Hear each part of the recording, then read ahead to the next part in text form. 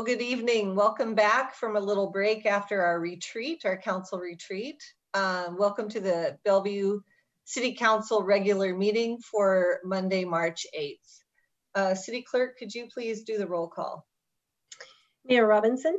I'm here. Deputy Mayor Neuenhouse. Here. Councilmember Barksdale. Here. Councilmember Lee. Here. Councilmember Robertson. Here. Councilmember Stokes. And Councilmember Stokes will be joining us shortly. And Councilmember Zahn. Here. Thank you. So this is Women's History Month, and I'm going to read a proclamation. Women's History Month celebrates the vital contributions of women to our society, and whereas Women's History Month began as Women's History Week in 1981, when Congress authorized and requested the week beginning March 7th, 1982, and whereas American women of every race, class, and ethnic background have made historic impacts to the growth and strength of our nation, state, and local communities in countless recorded and unrecorded ways, and whereas American women have been leaders not only in securing their own rights of suffrage and equal opportunity, but also in the abolitionist movement for the emancipation movement, the industrial labor movement, the civil rights movement, and other movements, including the peace movement, which strives to create a more fair and just society for all. And whereas we must reflect on the significant and unequal burdens women and girls continue to bear today, particularly women of color, and acknowledge that much more needs to be done to overcome these barriers. And whereas equity, access, inclusion, and opportunity for all people are values at the core of the City of Bellevue's community vision and the ongoing work of the Diversity Advantage Plan. And whereas recognizing the importance of women's contributions helps to ensure these efforts will not be overlooked in the literature, teaching, and study of American history. Now, therefore, I, Lynn Robinson, Mayor of the City of Bellevue, Washington, and on behalf of its City Council, do hereby proclaim March as Women's History Month and call upon all Bellevue residents to observe this month and to celebrate International Women's Day on March 8th, 2021, with appropriate programs, ceremonies, and activities. Deputy Mayor Neuenhouse, would you please lead us in the flag salute? Certainly. I pledge allegiance to the flag of the United States of America, and to the republic for which it stands, one nation, under God, indivisible, with liberty and justice for all. Thank you. Is there a motion to approve the agenda? I move to approve the agenda. Second.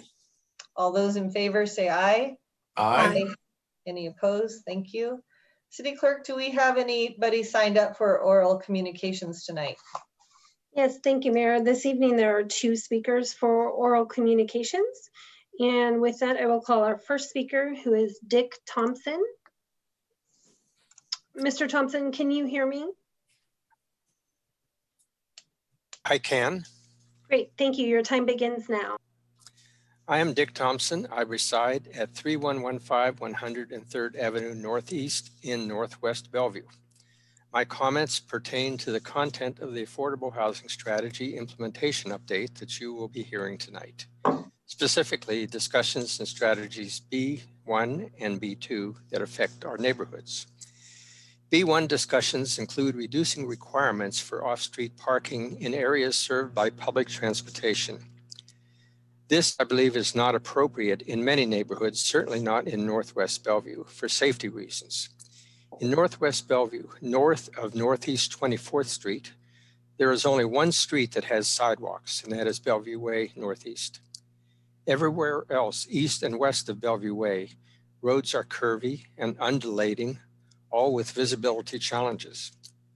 A car driving on these roads has limited visibility of a car coming towards it or of a pedestrian in the road. When a car is approaching, the walker must leave the roadway and quickly. 2 cars traveling in different directions take up the whole roadway and make this more imperative.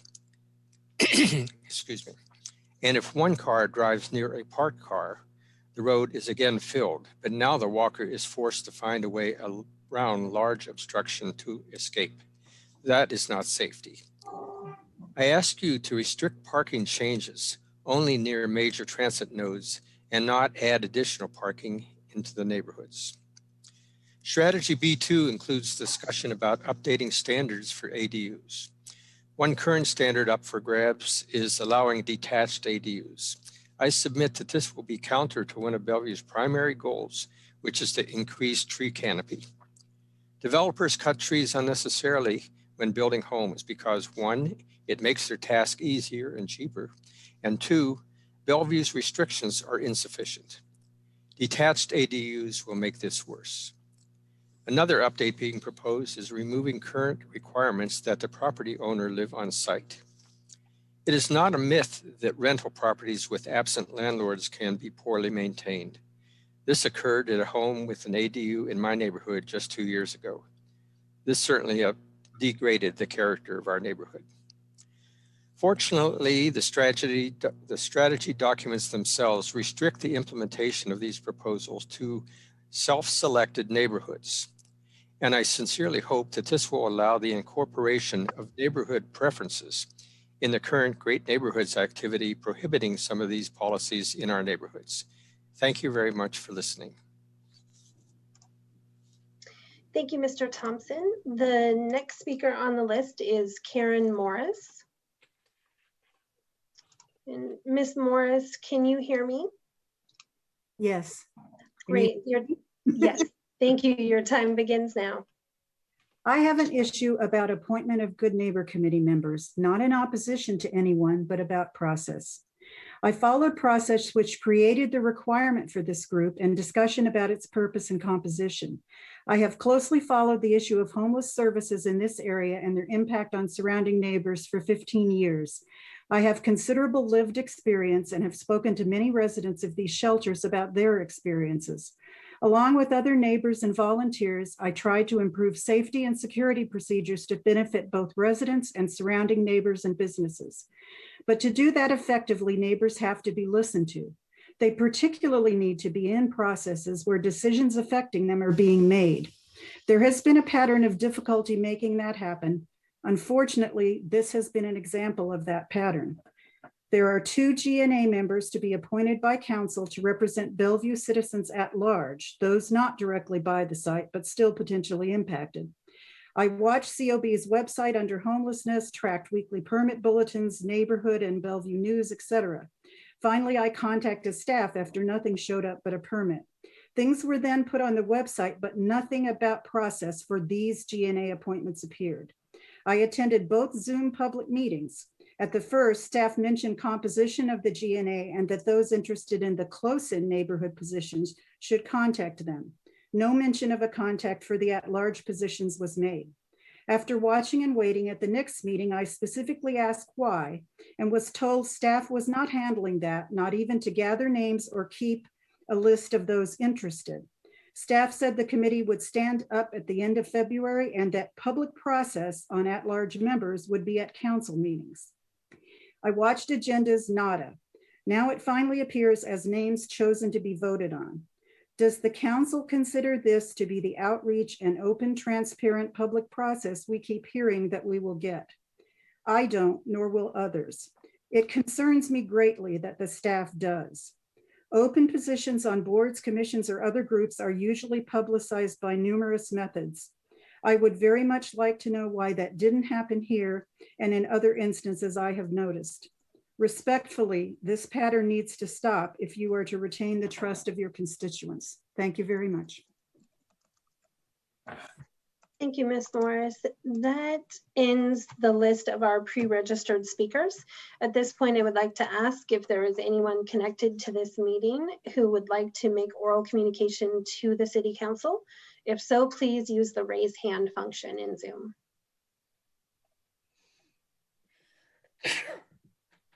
Bless you. Mayor, I do not see any. Oh, I apologize. I just see a hand now. Mr. Litov, can you hear me? I can indeed. Thank you. Great. Your time begins now. So this is just off the cuff. I don't have anything prepared or written, but just listening to Karen, I want to echo Karen's comments. I have been chosen to be on the GNA and feel that I will add a lot of value, but I do have great concern over the overall makeup of the GNA, which has really been under the radar. It doesn't feel like it's been a transparent process. And, you know, in all honesty, I actually have very little faith that the GNA is going to accomplish anything. It's been made clear to me at the previous public meeting that the intent is for the group to meet and then be done, and no clear process as to how things are going to be accomplished. As a member of the GNA, I've yet to even receive any information, you know, outlining what we're going to do. And I appreciate everybody's busy, but I've also I've been involved, not as long as Karen, but I've been involved for the last few years. My hope moving forward was that my involvement would help keep everybody on task, accountable, you know, but I'm not sure that that's what's really happening. So I am participating because I feel it's an obligation, but I go into this with great trepidation and not a lot of confidence. Thank you very much. Thank you, Mr. Leetov. Are there any additional speakers who would like to make comment to the City Council? If so, please use the raised hand function.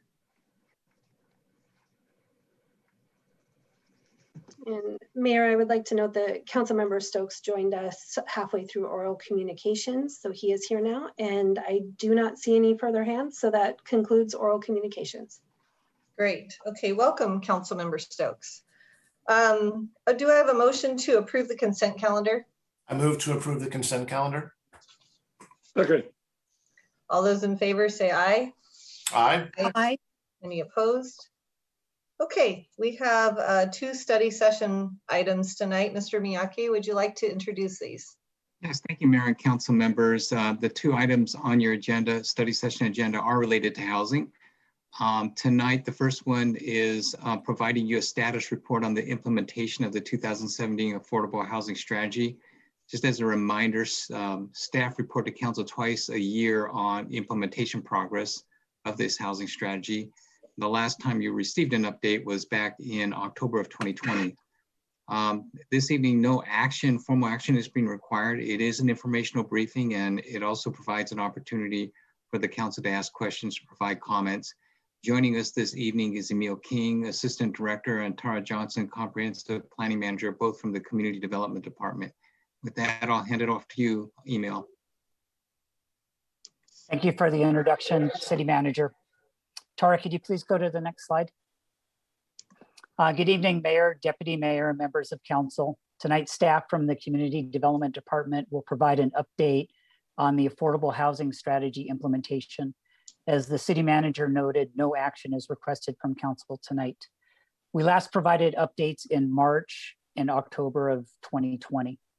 Since then, staff have significantly ramped up efforts on affordable housing actions over the past year as we've launched new initiatives such as C1, MFTE, and 1590, and worked with other departments to finish up and begin use of other housing-related tools.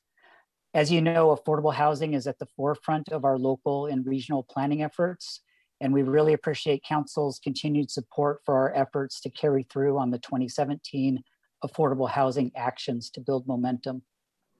While we're making good progress, as you'll hear tonight, in delivering results, we acknowledge there's more work to do in the future. We look forward to providing you with this progress report tonight. In the coming weeks, we'll be returning to brief Council on the details of individual initiatives that are in process, such as the MFT update. Before I hand it off to Tara, I would like Department Director Matt Cummins to offer a few introductory comments as well. Thanks, Emil. Good evening, Mayor Robinson, members of the council. Couple things as we get into this tonight.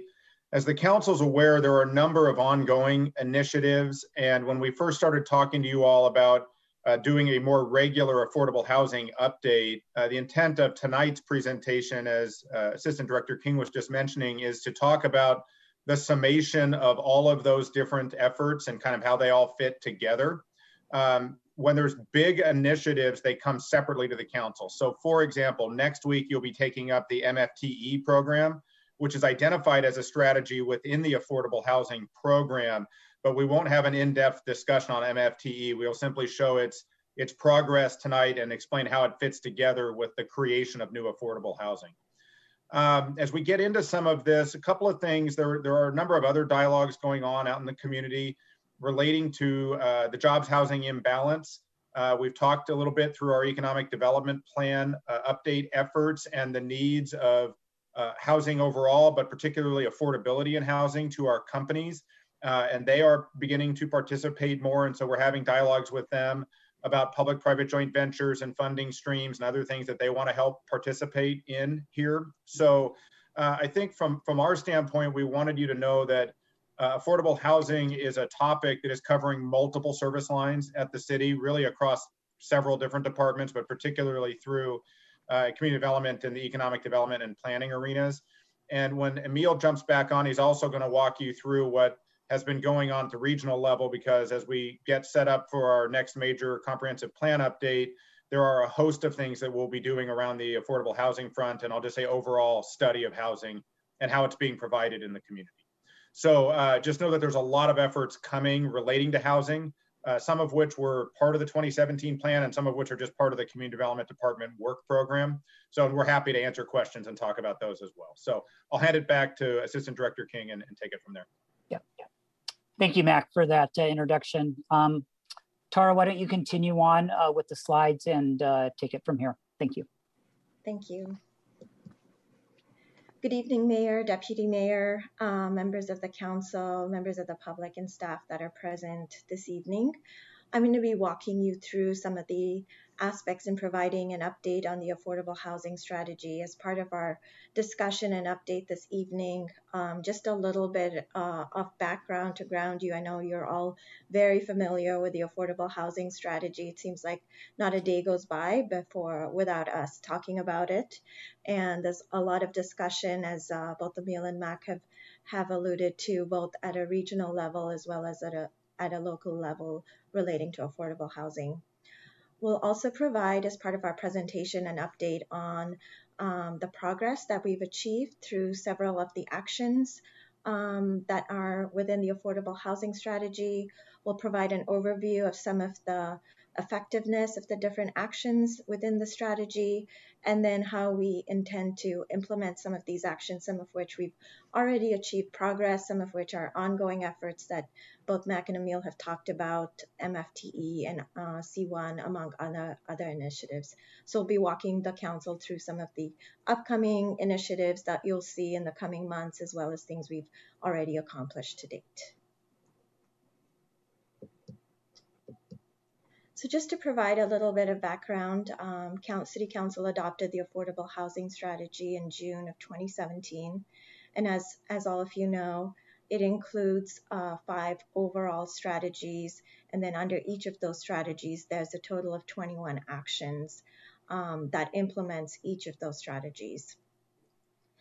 In a little more than 3 years since adoption of the 2017 strategy, we've seen some significant progress on several fronts relating to incentives that have been adopted both in Eastgate and downtown, which have been utilized to a fair extent, action to improve and extend the MFTE program, which Council initiated a second evaluation last October, which will be coming to Council shortly at your next Council meeting, in fact. We've also seen delivery of affordable housing units increase over averages prior to adoption of the strategy, from about 50 to 80 units a year to now we're looking at nearly an average of 400 units per year. However, staff does acknowledge that while we have seen a significant amount of success, we do acknowledge that it is going to take, a fair amount of ongoing work and commitment with various strategies and policy initiatives that we have ongoing to meet our goal of 2,500 units over the next 10 years.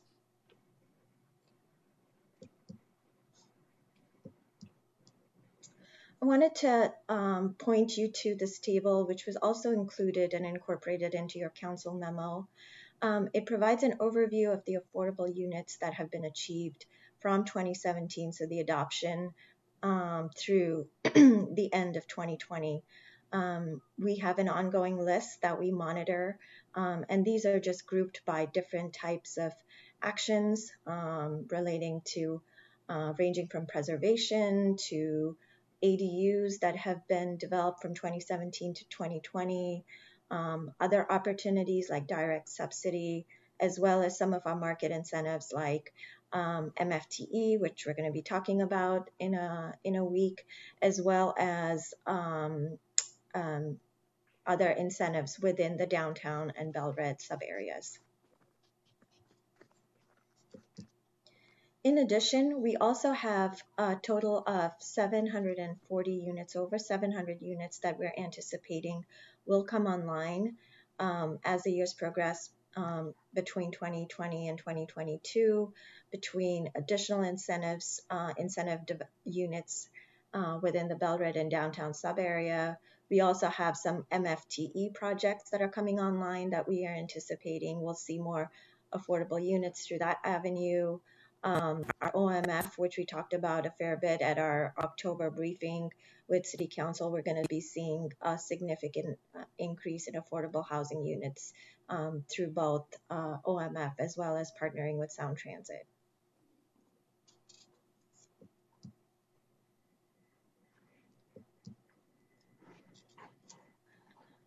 Included in your council packet as attachment A, we had provided this table, which essentially goes through and lists the different actions grouped by, and then the number of units achieved under each of the actions. And this is how we have been monitoring it.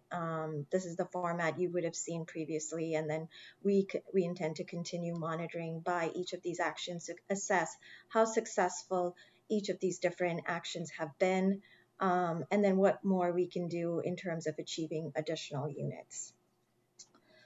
I would like to point out, to highlight a few things of note to City Council. We've seen measurable success, so market incentives like MFTE and density bonuses have achieved about 173 units over the last 3 years. In strategies relating to and actions relating to housing preservation, that's really something that we've achieved a significant amount of success. So we've achieved 642 units there.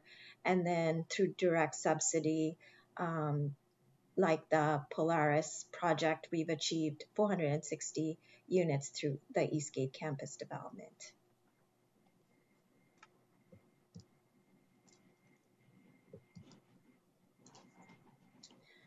I did want to walk council as well through some of the different implementation efforts that are underway rather. And as we've talked about previously, we've made significant success under Action A1, which relates to preservation of existing affordable housing. Of course, this is going to be something that's ongoing, something we work with King County Housing Authority to look for opportunities for existing preservation. We also have looked at different types of incentives. So the MFTE extension, we're evaluating that under Action C3. That will come to City Council, as I said, next Monday for your first study session, where we're going to be evaluating and looking for opportunities where we can expand the program and make it even more successful than it has been. We already have incentives under Action C4 within our downtown and Eastgate. We have existing code provisions that allow density bonuses for affordable housing provision, and those have been utilized by the development community as well. Action D2 relates to changes in state law around condo provisions and condo legislation, and that's something council has already seen some success with. We recently brought a LUCA before City Council for adoption, and City Council recently approved code provisions to allow for unit lot subdivisions to remove some of the existing barriers to townhome development.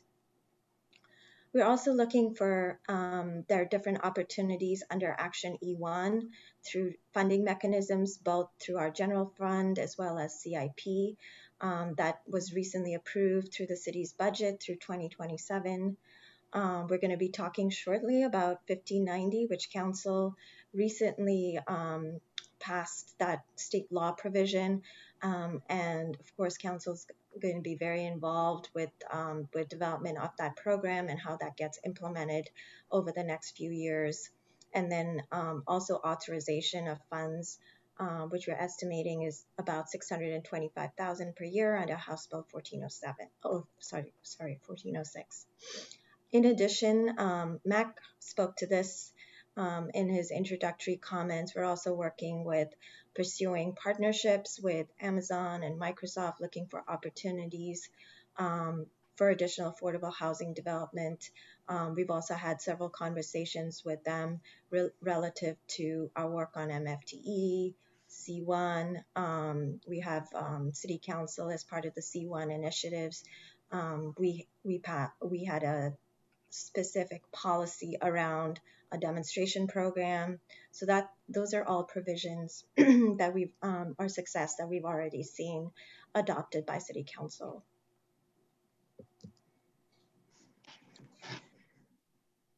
This next table provides, I know there's a lot of information on this slide, but essentially it gives City Council a screenshot or just a one-time glance at all our different 21 actions and the timelines that we're looking at. So as you can see from this chart, you'll see that some of the actions have already been implemented so far. A lot are still undergoing, and we're looking at a substantive body of work in starting in late 2020, going all the way out to the end of 2021, where we're going to be working on things like the Wilburton Luca, the East Main Luca, some of the townhome provisions. That's something that Council has recently approved. The ADU provisions, that's something that is both ongoing as well as Council has touched already with removing some of the barriers to the existing regulations in terms of the 3-year rule. But there's also ongoing conversations as part of the Great Neighborhoods work. We're also actively participating in monitoring different bills that are going through the state legislature at this point, ranging from changes to MFTE law, to some clarifications within the 1590 provisions as well as ADU provisions. In addition, there's also legislation that's being considered by the state relative to GMA and housing-related actions, which of course all of that would tie into our periodic comprehensive plan update and really inform a lot of those policies as we move forward with that whole process.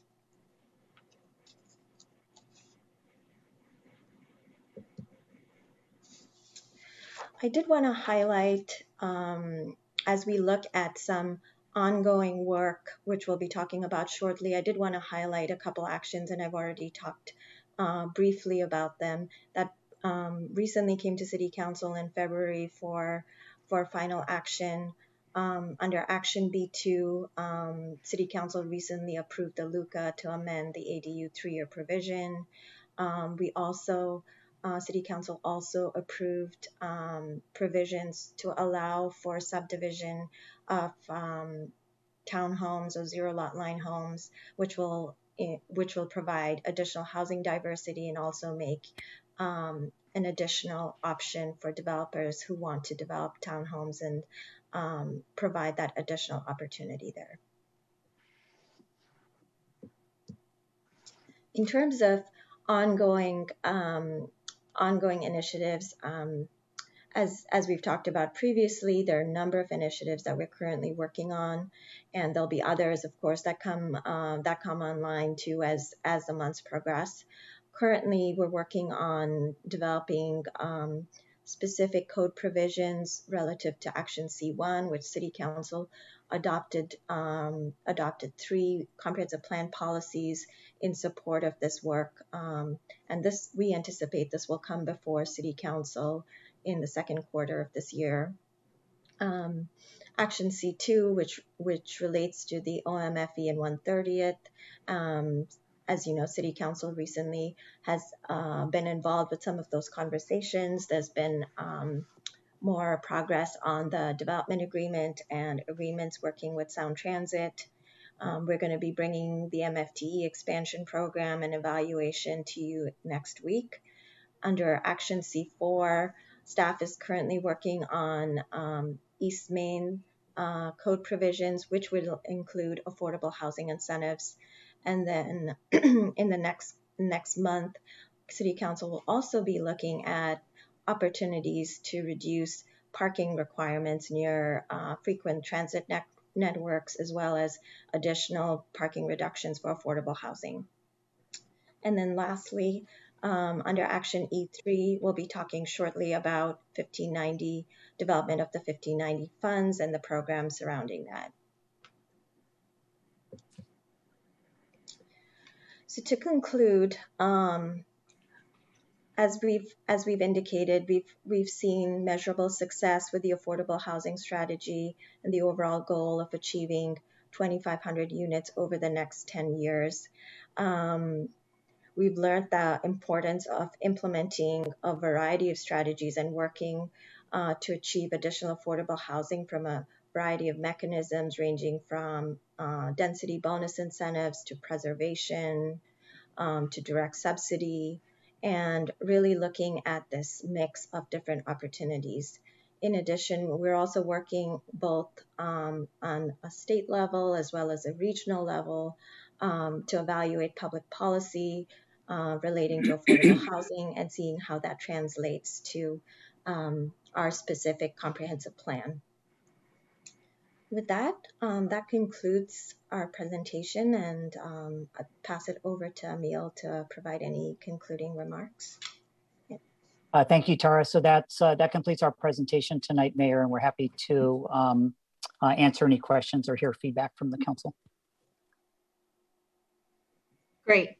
Thank you very much.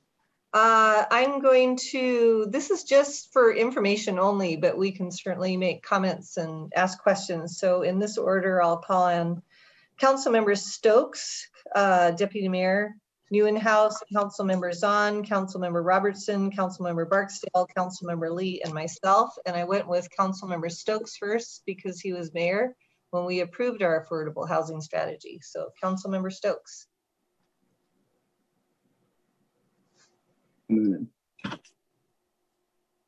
Yeah, I'm on. Good. Yeah, thanks very much. Yes, this is something, a subject matter and strategy that's very dear to my heart, since I put a lot into it, putting it together, and I'm really excited to see the progress you've made. I do have some questions, and I've asked one of these things I brought up before is, well, a couple of things. One, obviously, the 10-year goal of 2,500 affordable homes is not very realistic or even aggressive, and we know that. I mean, things have changed drastically in the last 3 years, and I was glad to see, you know, that we can achieve beyond that goal. I'm not sure why we picked 10 years. There's so many changes in 3 years that it does become very unrealistic. But so I think we're making a lot of impact. The other question I have, and I raised it last time, and it concerns me, and I think it's a little, well, it just doesn't give the picture properly, counting what's somewhere around 742, or depending on what the Polaris, how that goes into it, pushing on, you know, almost 1,000 units of preserved housing is not addressing the need for more affordable housing. And that's confusing. And I've had some conversation with people who have noticed that and say, wait a minute, I mean, it's kind of, we could go out and purchase a number of buildings that have people who are living in affordable housing now and making sure that they keep living there. And if we count that as meeting our goals, we haven't really achieved anything because we're just keeping the status quo going. So the goal, I would like to see us have a goal of two things. One is an aggressive program to keep as many affordable housing units going now, which is something we've done. And that was, you know, the Highland Village thing was a highlight of the council and the city in this area. And we can keep that going. The second is, I think it's time for us to look at what are some realistic or reachable goals. What do we need to do in the next 5 years, 10 years on affordable housing? What is the real need? What is the real goal? And go big. I mean, we can, you know, 2,500 in 10 years is not going to do the job. So I think you put together a really good program moving this forward, good actions, but I would like to see us come back and really have a kind of heart-to-heart about, we have these new tools to use. We have new incentives. I think we have a new attitude, even stronger about this, so we can do better. And I'd like to see us kind of address that and see where we go from there. But at the current point, I'm very, you know, feel very good about it. It's a lot of good work, and I like the way you put the program together. It's just that we need to have a larger vision and larger actions going forward, because we're going to get behind if we don't. But great presentation, and I'm really excited about it and looking forward to continuing the discussion. Thanks. Thank you. Deputy Mayor. Thank you, Mayor. Yeah, great presentation. Thank you so much, Sarah, Mac, Emil, for the presentation and the great data. Certainly, you know, a lot of things to be very excited about. Certainly making a significant dent in that 10-year plan and the 2,500 affordable units, which was the goal. And I think Councilmember Stokes actually makes a good point. You know, we should reevaluate that goal, or perhaps create a stretch goal for ourselves, because clearly we're going to hit the 2,500 units already. But I'm kind of curious if and I know this maybe for Mac or Emil, but how do other cities determine what, you know, how many affordable units any one city should have? How do you come up with that number? What's a healthy number, or what's a healthy number for Bellevue? I mean, certainly there's certainly the demand for it, but you know, we can only create so many. But what might that process be in order to determine what a healthy number of affordable housing units in any one city might look at? Thank you, Deputy Mayor. I think I'm going to start the answer and probably have Emil jump in too, because it's a very big question. And one thing that at the staff level, we would not propose getting sort of analysis by paralysis, meaning spending a lot of time trying to generate the number, as compared to looking at the opportunities to aggressively pursue the creation and or preservation of affordable housing. And there are some significant steps that are coming your direction, coming up with things like East Main, policy objectives and launching into Wilburton, all sorts of things around the C1 strategy or the MFTE things that are like stuff that's happening right now. You're asking a very poignant question. And so the variables that go into deciding, you know, how do you come up with a healthy number? A lot of those are very much values-based discussion. So how much of our own resident population do we want to capture just in general versus import from a job creation standpoint of that capture rate? Is it a percentage? Is it just as many as you can get? Or what is the affordability? You know, what are you looking for? And those are all really value-based things. We're going to be launching on our major comprehensive plan update within the next year or so. And there's going to be a lot of background work on housing and housing needs and a full-blown needs assessment. So those kinds of value judgments are going to be able to be built into either that process or a separate process should the council, you know, want that. We would probably tell you at this point, you have enough policy when you take up these individual action items to be as aggressive or not as you would like to be in the creation of housing. So, I mean, I think without stopping to go do a study, which we wouldn't propose, as we bring things to you, we'll try to put them in context of the spectrum of how aggressive you can be and what you'll get by being that aggressive. And then we can also have a parallel effort to be working on the values-based thing that I think you're asking about. And maybe I'll ask Emil to weigh in, because so I've been at 4 different cities, and every city has a slightly different set of values-based variables, and therefore the answer is slightly different. So it's not the same for any 2 would be my answer for you, but those are the variables. Okay, go ahead, Emil. Yeah, and then to briefly continue on, Deputy Mayor, we're in a fortunate time right now where the region recently adopted Vision 2050 that had equity, inclusion, affordable housing as a prime lens of that new vision for the region. We're also in the midst of updating the countywide planning policies for King County.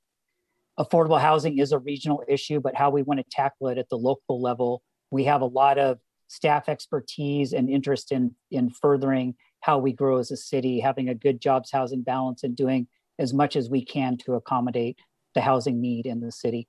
So there's more to learn in the coming months in 2021 as we refine those county policies and figuring out what makes sense and how we can take our share of the affordable housing for the region in Bellevue. Okay, well, I really appreciate the great work that staff continues to do in terms of, really reevaluating these strategies. I mean, obviously, we're going to be looking at MFTE again and seeing how we're going to extend that, and if we need to, sweeten that incentive, if you will, and always looking for opportunities to either maintain existing housing or grow affordable housing. So really appreciate the aggressiveness that staff shows to the numerous strategies that we have for the affordable housing strategy. And then just one more quick question on the 5090 money. I believe Thara said that the clarifications might be forthcoming there. Do we have any insight into what those clarifications might be in terms of how that money can be spent? So Deputy Mayor, we'll be giving you a full presentation on 1590 in the next study session. Okay, we can save it for then. Yeah, the quick answer to this question though is, yeah, we know there are some things that are moving through the state legislature. We're actually holding off from these presentations on what those are, how they affect it. We build those into our regional presentations that occur through Joyce Nichols' office. So when the proposed changes come forward and there's a need, if there is a need for council to weigh in and have a position, that's the venue that we bring that stuff to you. So we're kind of tracking parallel there because we know there's a lot of opportunity to spend 1590 money. And so we're trying to move towards not hold up the whole program for the changes that are coming in 1590 right now. Fair enough. Thank you. Yeah. Okay, thank you. Council members on. Yes, thank you, Mayor. Thank you, Emil and Mac and Thera for all of this work. I think it's really important that we regularly look at this. Certainly at the retreat, right? We thought that affordable housing was one of the most important values that we have, and especially the job and housing balance and making sure that we are building housing to the degree that we need. Because when I think about, was the data like 90% of the people that work in Bellevue don't live in Bellevue. So that's a lot of people that are commuting and on our transportation system. I agree with Councilmember Stokes that we need to go big. We need to move with a lot more urgency, because when I look at attachment C, we were in 2016 data 5 years ago already showing that we needed more than 10,000 households at the 0 to 50% level, and we had less than 5,000 units.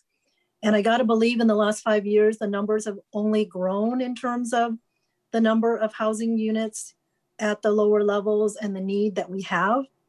And I also agree that we don't want to spend a whole bunch of time doing more and more data analysis. We need to move on our policies with more urgency. So the C1, the MFTE, housing near transit. I noticed in B2, which is the micro apartments, that the number projected is still showing 0.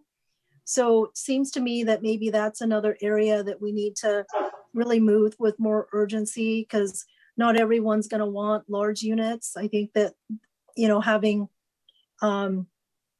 grown up in my younger years in Hong Kong, where the units are very small, and those that come from other countries that have smaller living spaces may not want a really large space.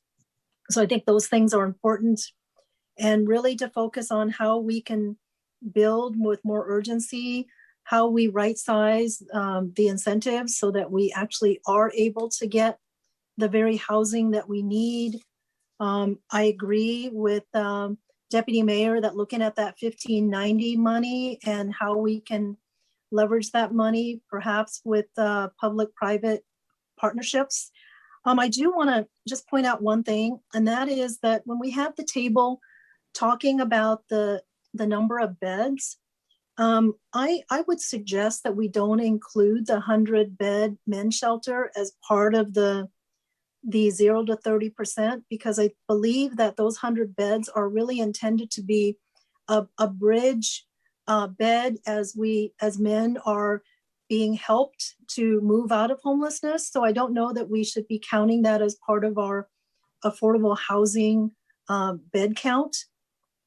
And really just moving quicker, because our goal was that housing choices abound and that affordable housing is citywide. And when I look at what we're able to build, we're not really getting down to the really 0 to 60% affordability to the degree we need to. So thank you. Thanks for those comments. Okay, Councilmember Robertson. Council. Thank you. No, I just a second to get the mute off. Great. So good discussion so far. And I was really struck by during our retreat how we are so unified about making sure that we have more housing, more affordable housing in Bellevue. So I think the discussion about increasing the goals is a really good one. I know that we're going to be doing that housing study. Thank you for that information, Emil and Mac. My thought was that as GMPC is doing the countywide planning policies, they're going to be doing growth targets for cities. Affordable housing is part of that. So it would make a lot of sense to me to revisit the goal, perhaps year end, early next year when we have that information. But in addition to looking at the affordable housing targets, we also need to look at housing in general, because we don't have enough affordable housing, but we also don't have enough housing. And the missing middle has been really something that's become very apparent in the last several years around the region. And so I think that we need to not lose sight of that. We have the 1590 money that we're going to talk about next time, but that we can use for these 60% and below. And I think we can leverage that really well, whether it's public-private partnership, which I think is a great idea. There's things being built right now. We can use that to get some units at 60% or below. But there's also the other tools that we have in our code. The two main ones that I think have an ability to get us a lot of units is the MFTE, if it's done correctly and expanded, and incentives in the development code. The MFTE, I know we're going to be looking at, and we want to expand it to all multifamily areas of the city. One thing that we haven't talked about, and because it's not in our code, is that when people are building multifamily housing in Bellevue using the MFTE, they are forced to provide a free parking spot for every affordable unit. And I wasn't aware of it because that's not in Bellevue's code. It's not in our MFTE code, and no other city in Arch requires that. But because Arch wants it, we require it. If we just take that off, that's going to help. We have people that want to use MFTE, but they don't want to spend the money to build a free parking space to go with those units. We would get more units if we just fixed that. The other thing we might consider is adding a missing middle level of MFTE, like an 80% level. Perhaps it's more units at 80%. If we had a sliding, fewer units to get the credit at the lower levels, more units at the higher levels. Some cities use the MFTE just to incentivize housing. There's no affordability about it. They just, if you build multifamily housing, you can get the MFTE tax credit. I'm not suggesting that, but we might want to think about using this for the missing middle. Finally, with regard to land use incentives, I'm glad to see Wilburton and East Main on the very large, very dense graphic that was put up on the screen. Bell Red is not there, but we need to look at that as well.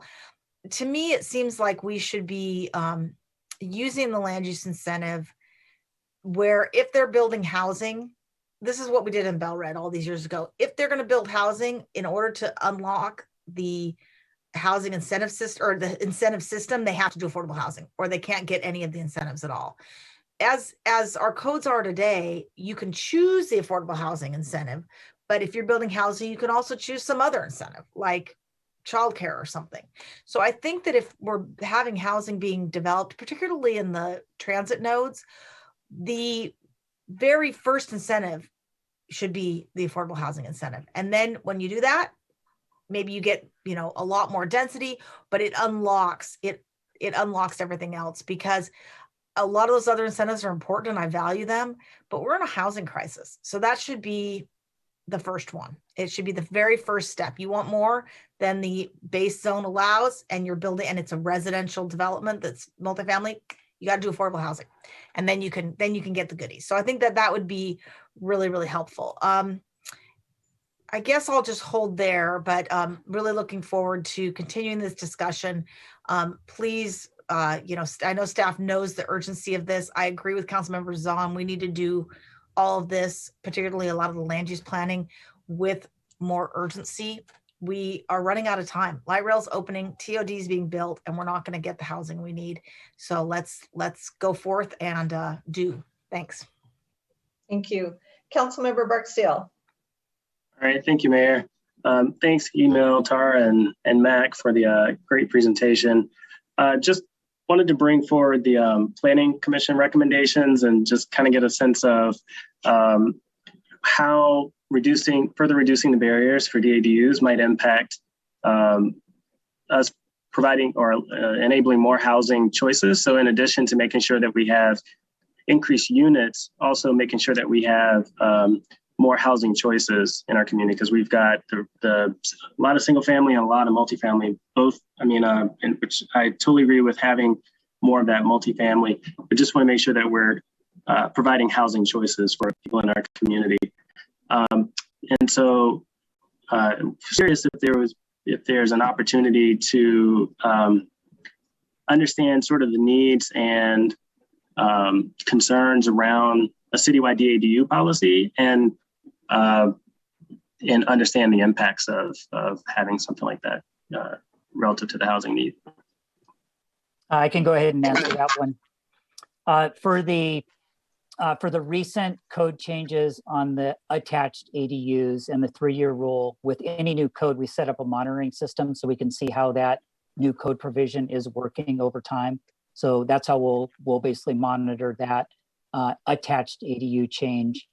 In the 2 initial great neighborhood areas of Northwest and Northeast Bellevue, as part of the housing affordability discussion, we are talking with those 2 neighborhoods about some of the benefits and barriers to doing detached ADUs. So when we come back to council in the coming weeks to give an update on the Great Neighborhoods program, we can talk in a little bit more depth about what we're hearing from those 2 neighborhoods relative to detached ADUs. Okay, and just one follow-up question. Can you speak to the representation in those Great Neighborhoods programs in terms of who's involved versus who makes up our community? Yeah, as part of our presentation on the management brief, we'll have numbers about engagement, some of the successes that we're having for reaching the public, and then some of the limitations that we've had under the COVID environment as well. Thank you. Councilmember Lee. Thank you, Madam Mayor. Wow, it's impressive. The staff has done wonderful work. When Bellevue, when we put our minds to it, we make things happen. So when we first start looking at this, looks like, wow, this is awesome. It's a big goal, you know, how we're going to make it. And what you have presented means very impressive. And we have 21 actions. I mean, I can see that it's so well planned. So much of that have you accomplished, you know, moving from 50 to 80 units to 400. And I just like most people, you know, Deputy Mayor said, 2,500 units seems to be very much of a reachable goal. And so I do believe, yes, we need to have, you know, more affordable housing. Affordable housing has always been a challenge for the city of Bellevue because it's such a desirable place. And the people want to move to live here, so price is high. And I think what we should be looking at is, like most people are saying, we need to find more options, more choices. There are many, many folks who want to live here, who should live here, and the employers that have business here, they want to have their employees be able to afford it. And I think that makes a lot of sense. And so it needs to be affordable. The key is, we need to provide many, many different kinds of choices. We don't know exactly what it is. We can figure it out, we can guess as we move forward. And we are actually doing a lot of kind of housing, and we have to make sure that we test it, we approve it. It's the right kind that we really people would prefer to live in. It's age, it's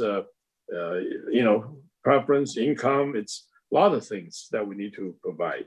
So I really support, I think Councilmember Robertson's suggestion. We need to have housing of all kinds. And I think even, we talk about choices, and that's important. We need to figure out, the question was asked, I think, that you may hear, what is the goal? What is the target? The answer is, it's value-based, value judgment. It's what we, the city, the council member representing the city, we believe is appropriate. And I think that's what we're talking about. I think it's great to have council supporting it.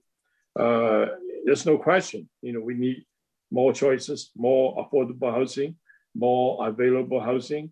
And so people can have the choices to live here, if they want to. I feel that, one thing I want to make sure, we have Arch. Arch has not been specifically mentioned. That's a wonderful process, wonderful organization, wonderful program that I've been doing. And I hope that they are incorporated as part of the affordable housing strategy. I don't want to have a regional success to be lost in everything what we're doing here. So maybe, you can say it now or later, how this Arch is part of this strategic, process going forward in achieving the affordable housing for all. Good job, well done. When the city puts its mind to it, we make things happen. So I just want to make that conclusion. So I'm very impressed. Thank you. Thank you, Councilmember Lee. So I just can't underscore enough how much I feel that we need that full spectrum of affordabilities in Bellevue. And that number of 10% of the people who work in downtown live in Bellevue, I really want to move that number up to 50%, because I think that's going to affect the quality of life of those individuals and relieve a lot of the congestion we have of people coming and going into Bellevue to work every day in a normal year. So I'm really excited that we have so much support for this. This was, one of the top priorities at our council retreat, and I'm excited to be reworking the incentive program. I agree with Councilmember Robertson on the need to do that. I agree not counting homeless beds as affordable housing units. I really do. So I hope we can change that. In terms of preserving housing, I realize that we are not creating new units when we do that, but we are creating new permanently affordable units. And that is different than an older building that happens to be affordable at that moment that can easily be sold, bought, torn down, and rebuilt as high-end something else, and all those tenants not able to afford to live there anymore. So I really do count the retention of affordable housing as a win and making that more of a permanent thing.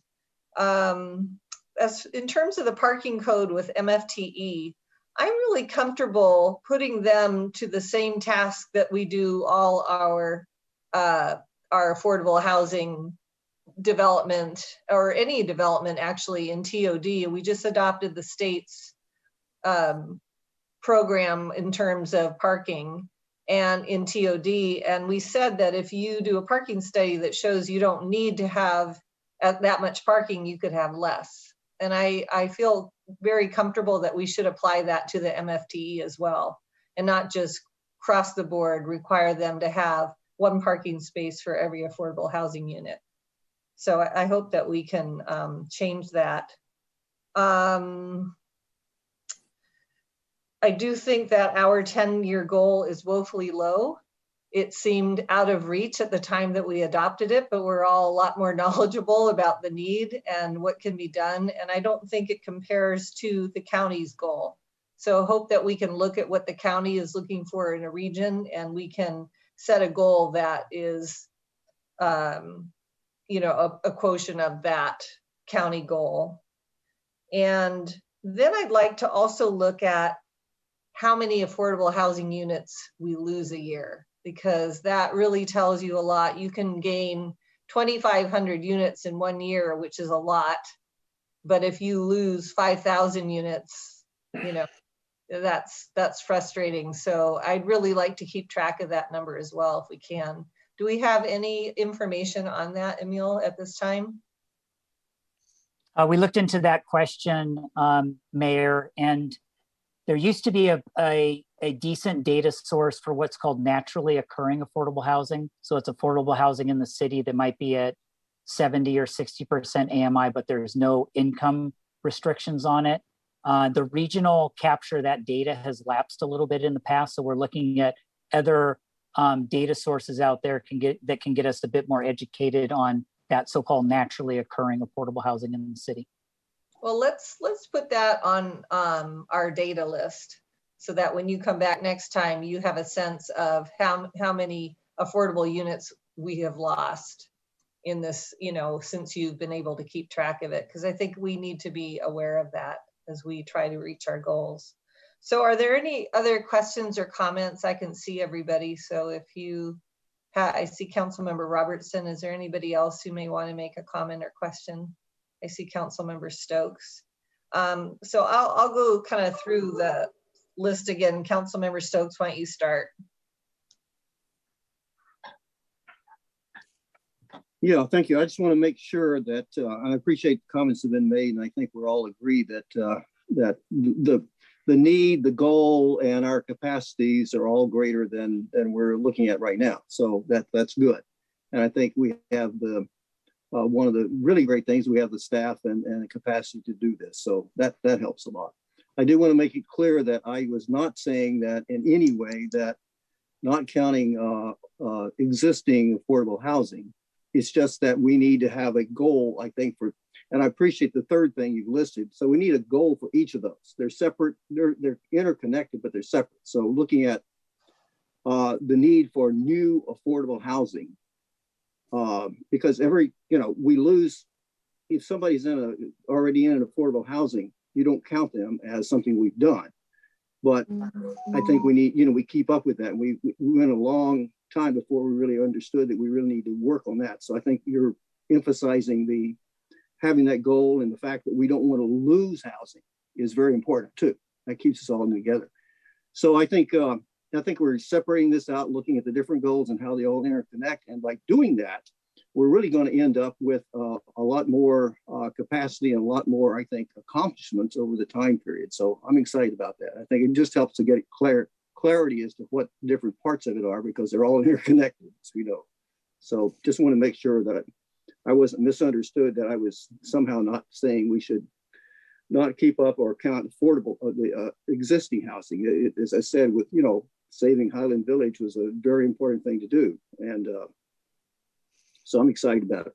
That was the main thing I just wanted to bring up.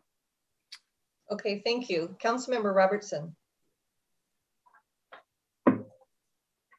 Thank you. I actually just wanted to reflect on, this has been a great discussion. I wanted to reflect on your comment about tracking what affordable housing we lose. And I know that we must be tracking what we have. If we're not tracking what we have that's naturally affordable housing, we should be, because those can be prime targets for preservation money in the future.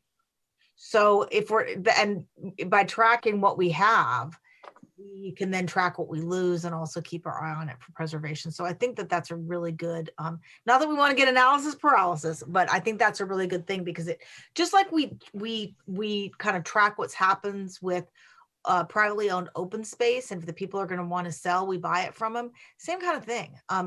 Preserving what we have for the people of the city, I think, is part of our job. And then as far as the demand, on attachment C, page 2, it talks about what the percentages are of income and percentage of households and percentage of units. So I think this could be used very easily for what do we need to focus on as far as in these different areas, how much do we need, as well as the growth numbers. Okay, this is what we need today, but this is, I don't even know if this is today. This is 2016. This is what we needed in 2016 and what we had. And then with the growth numbers, what are we going to need in the future? So I think that, like I said, end of this year, early next year, if we could start reworking the targets and figuring out, what categories we need, and try to, whether it's incentives or MFTE or direct public-private partnership or 1590 money, we have a lot of tools, and we have more tools now than we did when we adopted the affordable housing strategy.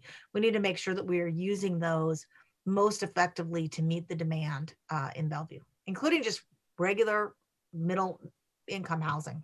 Thanks. Okay, great.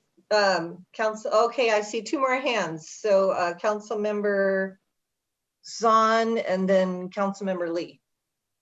Yes, thank you. I was thinking about all of the comments, which have been really, really good comments that really get to all of the aspects of this. So I've been thinking about the fact that as we look at the effectiveness of programs, it might be helpful to add a column that talks about what is the most effective tool for, in terms of, is it the lower, the 0 to 30 or the 60 to 80 or the missing middle?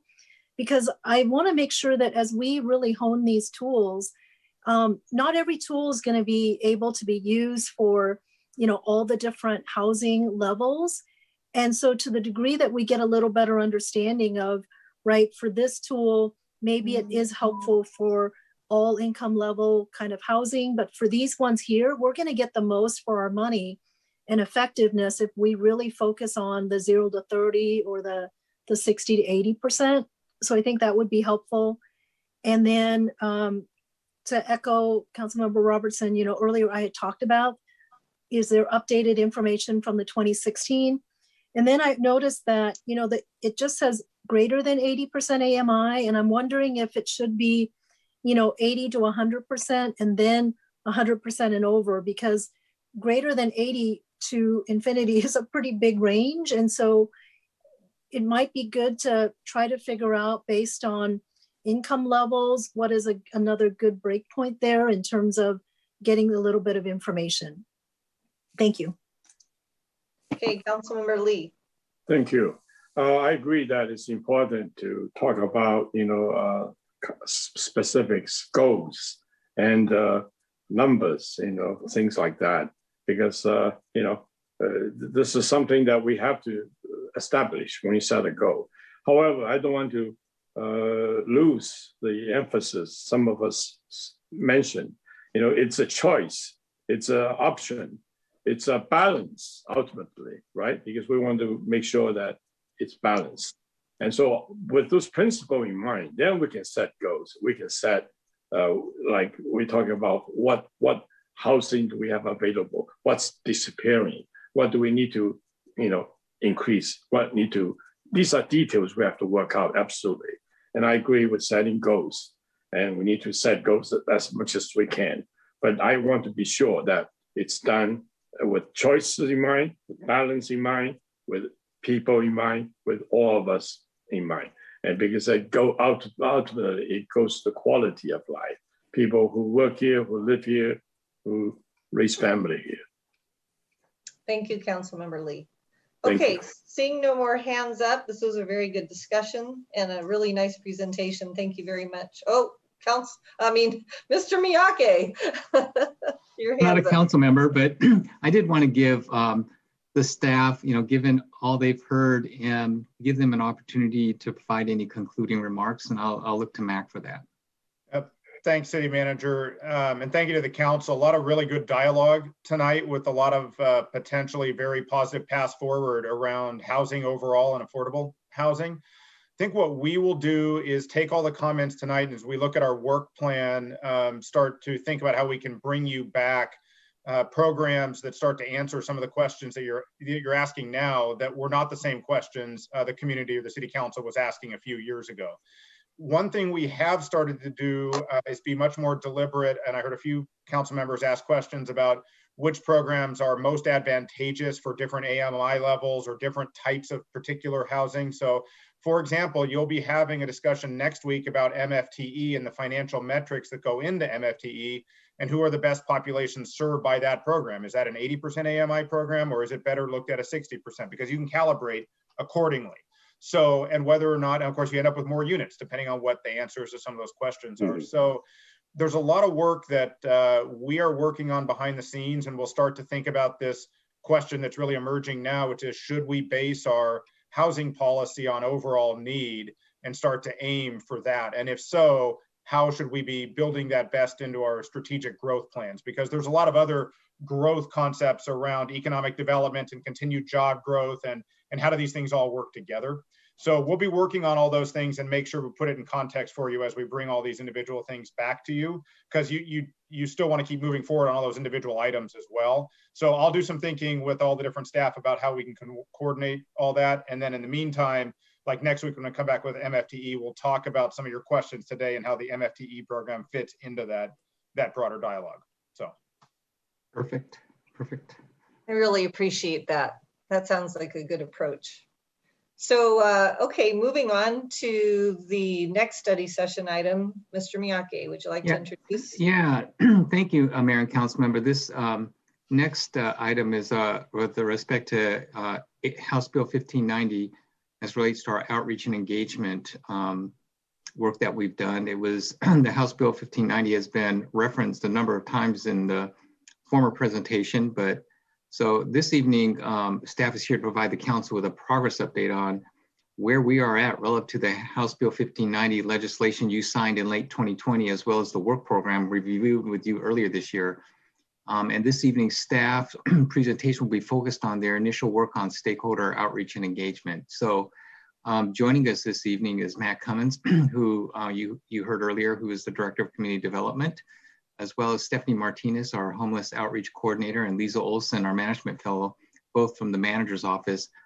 All three were presenters in the last round of presentations that we made with respect to the House Bill 1590 money, which was, I believe, back in February 1 of 2021. So with that, I'll turn it over to you, Mac. Thank you, City Manager Miyake and Mayor Robinson, members of the council. We're excited to be back with you here this evening. We have talked to you all about wanting to be back no less frequently than every 4 to 6 weeks to keep moving forward with you all on making some decisions around the 1590 work plan and process that can be instituted so that we can set up funding rounds and ability for needed providers and/or affordable housing developers and providers to access this money to help serve such a large community need. So if you recall, at our last 2 study sessions, we've discussed putting together an interest statement, which we did and the council adopted, which identifies all the relevant policies that are applicable to the potential funding stream for the 1590 monies, and then started in on the work plan to start to identify what the various options are. So let's go ahead and go to the next slide. What we're going to do this evening is bring forward a bunch of information for you all. We're not asking for any specific direction tonight, and there's a couple of reasons for that. So when we got into idea generation amongst all of our different subject matter experts on the staff, and then we started to go out and speak with the people that might want to access these funds, it became very clear to us that there is a wide range of discussion topics around what people are thinking.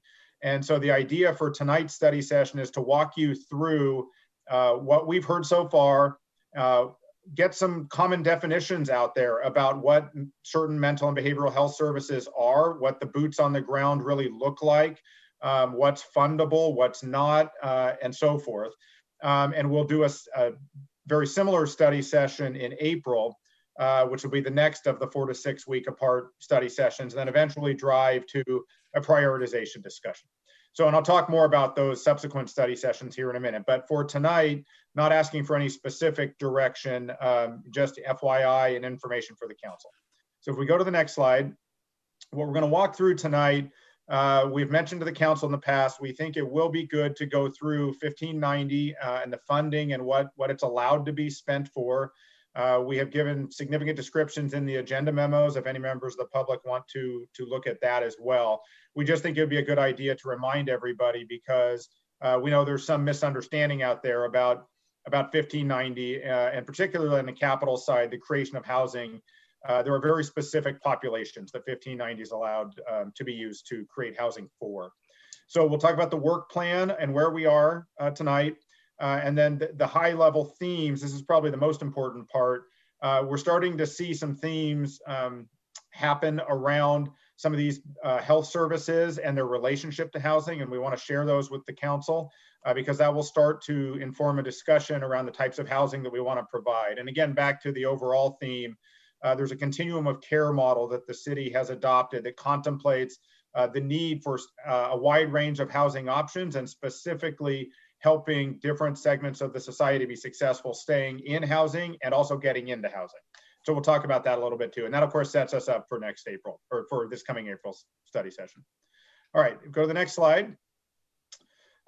This is the same slide that we used at the last presentation. And the most important part I'll hit here, and I know we keep talking about this with council, but at least 60% of the funding of 1590 has to be spent on facilities and programs that serve these very specific populations. And we listed them all off in the agenda memo. They are homeless or at risk of being homeless families, children, victims of domestic violence, people with mental and behavioral health issues, and veterans, and so forth. So people will refer to this as an affordable housing program. It is that. It's 0 to 60% AMI, but the creation of these new units need to be for those very specific populations. The other part of 1590 is that no more than 40% of the money can be spent on the operation, delivery, and evaluation of those types of health-related services. Now, the important caveat there is that the population requirements are not there for the 40% number. So we can spend 40% of our revenue stream on those services, not necessarily just for those specific populations that the housing itself has to be used for. So let's go ahead and go to the next slide. So where are we and where are we headed?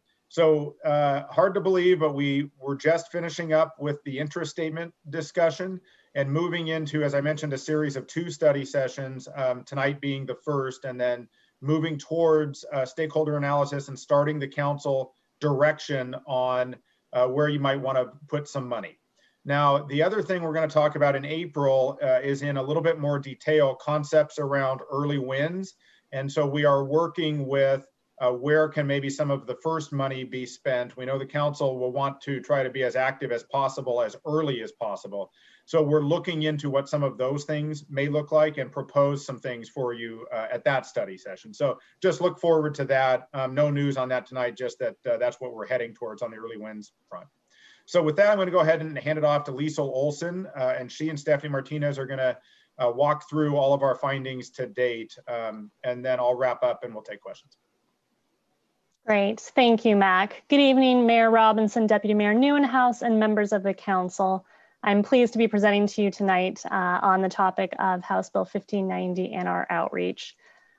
Just to kind of reiterate what Mac talked about with our initial outreach, you'll notice that it really is focused towards the mental and behavioral health services and the housing related services. As you'll hear going into the upcoming study sessions, we will be focusing more on the affordable housing piece, but this is kind of where we are at with our initial stakeholder outreach, and we just want to make sure that we don't lose track of that as we are looking at the various funding streams that will go into the 1590 funds. So we'll lay out for you kind of some examples of the outreach that we've done with stakeholders so far. Like I mentioned, we've engaged with a lot of human service agencies in the community through various entities such as the East Side Homelessness Advisory Council, the Bellevue Network on Aging. We've also done really tailored interviews with agencies who serve Bellevue's diverse populations, especially looking at how those populations would be served by the 1590 funding. We spoke to service providers who provide emergency financial assistance and also respond to folks who may be experiencing a behavioral health crisis to really understand the needs that we're seeing within the Bellevue community. And then, like I mentioned, we've had our initial outreach with affordable housing developers, providers, and operators, and we're looking forward to continuing those conversations going into the April study session.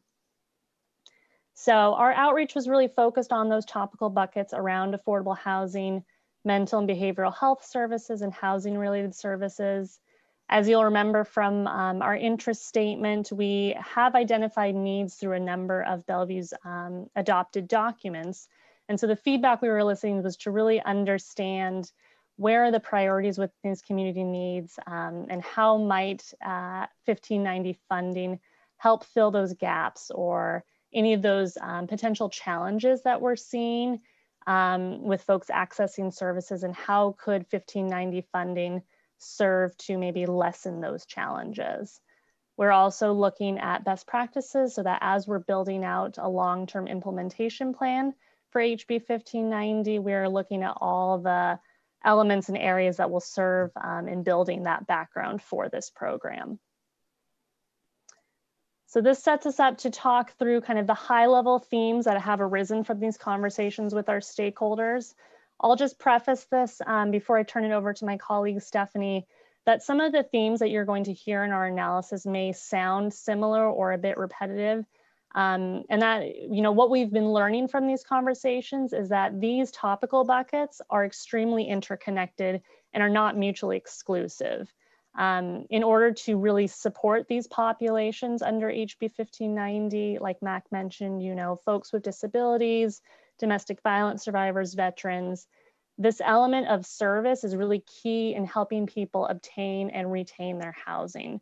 So we are kind of hearing these high level of service needs across all of these topical buckets. So with that, I will turn it over to my colleague Stephanie to go into a bit more detail around those high level themes. Hey everyone. All right, let's go to the next slide, please. So we're going to do a little bit of a quick deep dive into what these themes actually mean. So when our first theme around affordable housing, when we've heard about housing with services, what this really means is stable housing, as we know, can really support healthy outcomes and enhance quality of life for all residents, but specifically for those our most vulnerable populations, such as individuals with disabilities, domestic violence survivors, and so forth. And housing can really be flexible, housing with services can really be flexible and coordinated enough to connect individuals to the supportive services that they need in order to ensure that those households obtain and maintain housing. So we put some service examples here around what we've heard from our stakeholders. Talking about housing stability case management and what that looks like, case managers can really focus on addressing tenants' specific unique barriers to retaining housing. So for examples, case managers working towards housing stability with an individual can help individuals, for example, obtain necessary identification documentation in order for them to apply for employment, right, and to obtain an income. Or they can refer individuals to primary care agencies or mental health treatment services so that those individuals can really be connected to the services that they need in order to maintain their housing. We've also really heard that mental health and/or substance use counseling is key in order for individuals to get access to the services that they need in order to retain housing. We'll move to the next one. So for mental and behavioral health services was our next thing that we heard from our stakeholders. And it's really critical to have mental and behavioral health services on site to help individuals obtain and maintain housing. Sorry. Mental health services help households overall with their overall well-being, enhancing quality of life, maintaining housing, supporting their recovery, and what have you. By providing these types of services, sorry, hold on just a second. Can hear my stepson. By providing these types of services, we can really be proactive to future crises and or help a household maintain their housing and get this access to supportive services that they need. Next one.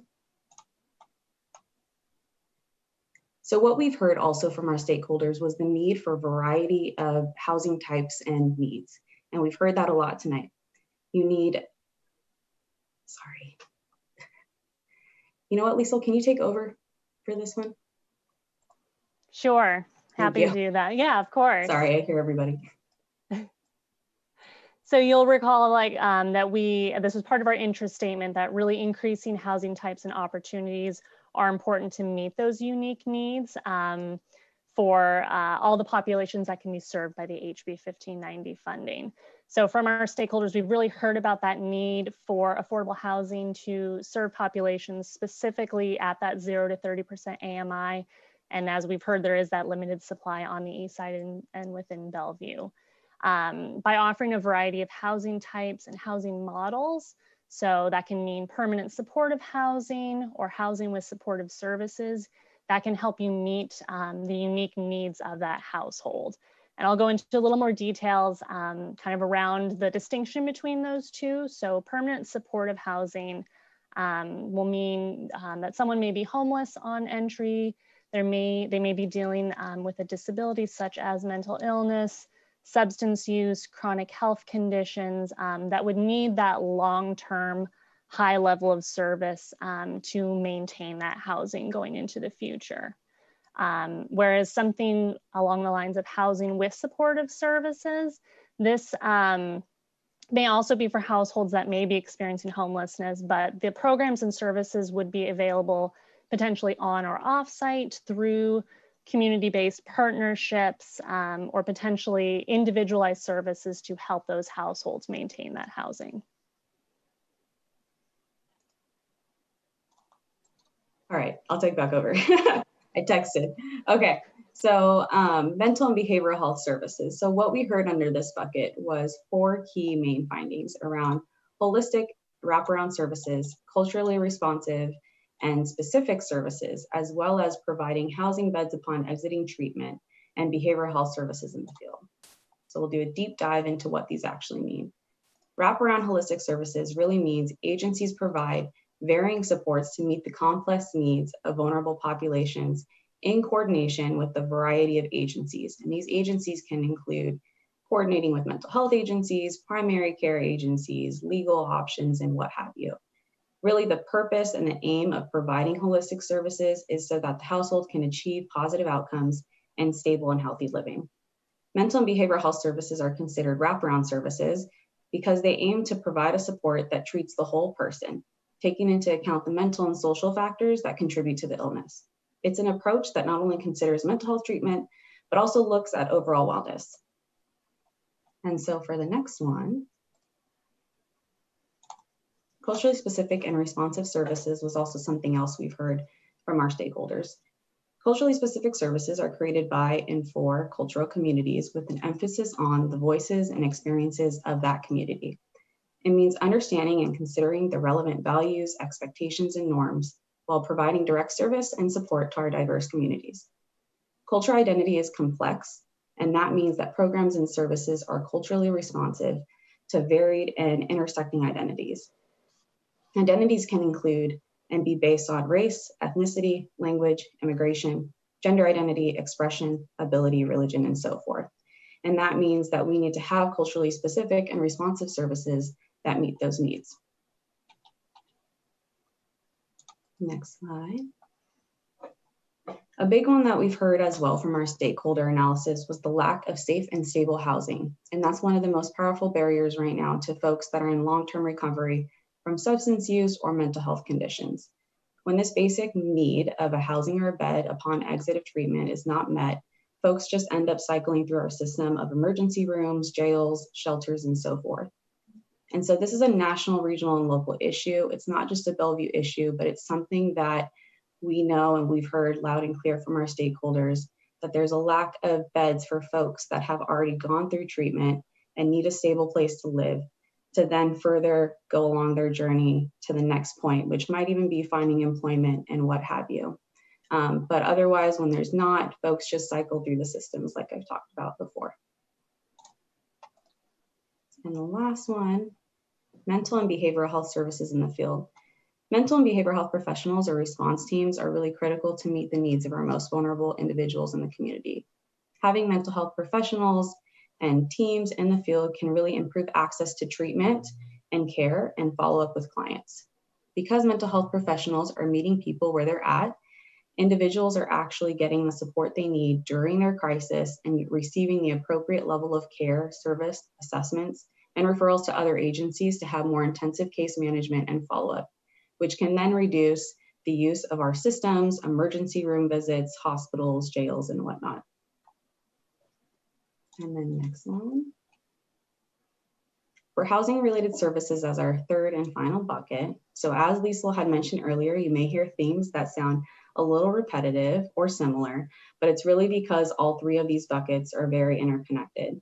So when we found themes for housing-related services, the two key findings from that was flexible financial assistance and services and supportive services to enhance housing stability. And we'll talk a little bit about what those mean.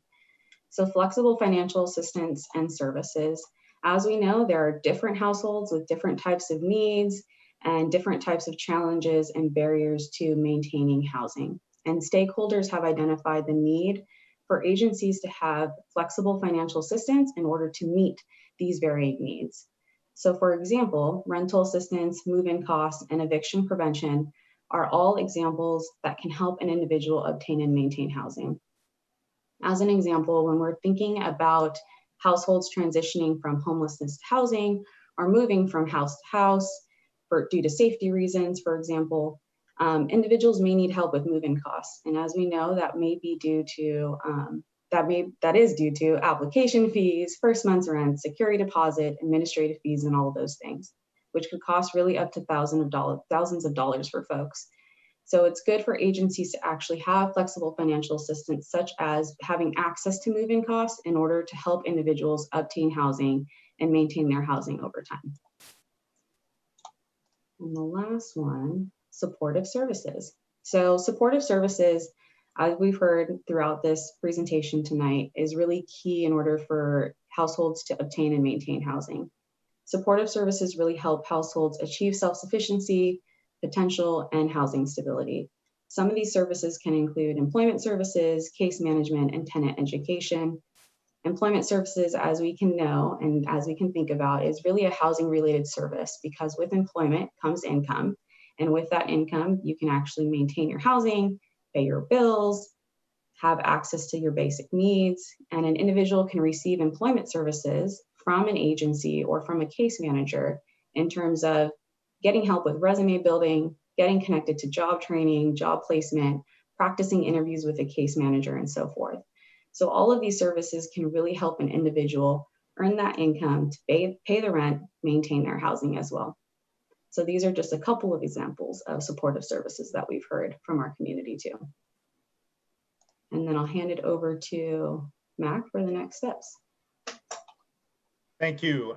So as we wrap up here, you're hearing a lot of in-depth information. A lot of the stuff that we are giving to you this evening about the feedback and where we think this program is headed relate to a lot of the human services side of what could potentially be fundable through 1590.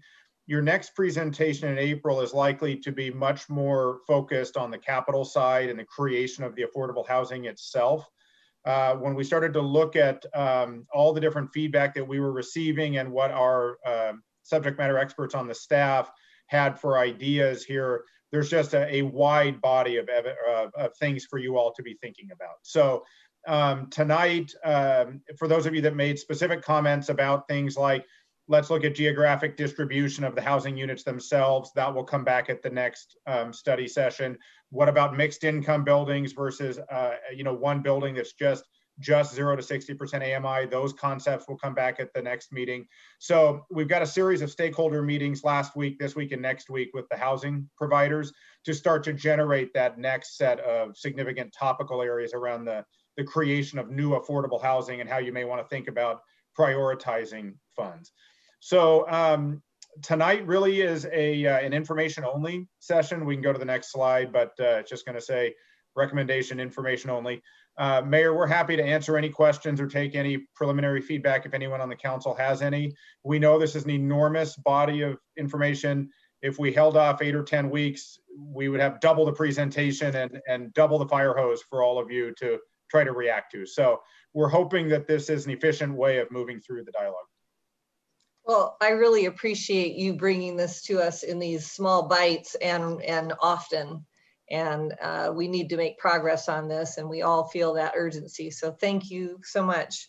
I'm going to start with Deputy Mayor Newhouse because he's the liaison for the Human Services Commission, and then we'll go council members on Lee, Barksdale, Robertson, Stokes, and myself. So Deputy Mayor. Thank you, Mayor, and thanks for the presentation tonight. And thank you, Mac and team here, Stephanie, Liesel, for moving so quickly on this. Obviously, this is of importance to the entire council, and the fact that we're moving so quickly on this is really important, and it's just great to see. So first on the outreach, I had a question there. Can you just give me a sense of, because we are moving so quickly on this, I'm just curious, how many different agencies or stakeholders were we able to speak to and engage with? Can you give me some sense of that, and across what different sectors, if you will, or areas that they represented? Yes, so I'd say probably for the human service agencies, we were able to reach approximately 15 to 20, both through utilizing existing meetings that they were having and having tailored interviews with specific human service agencies.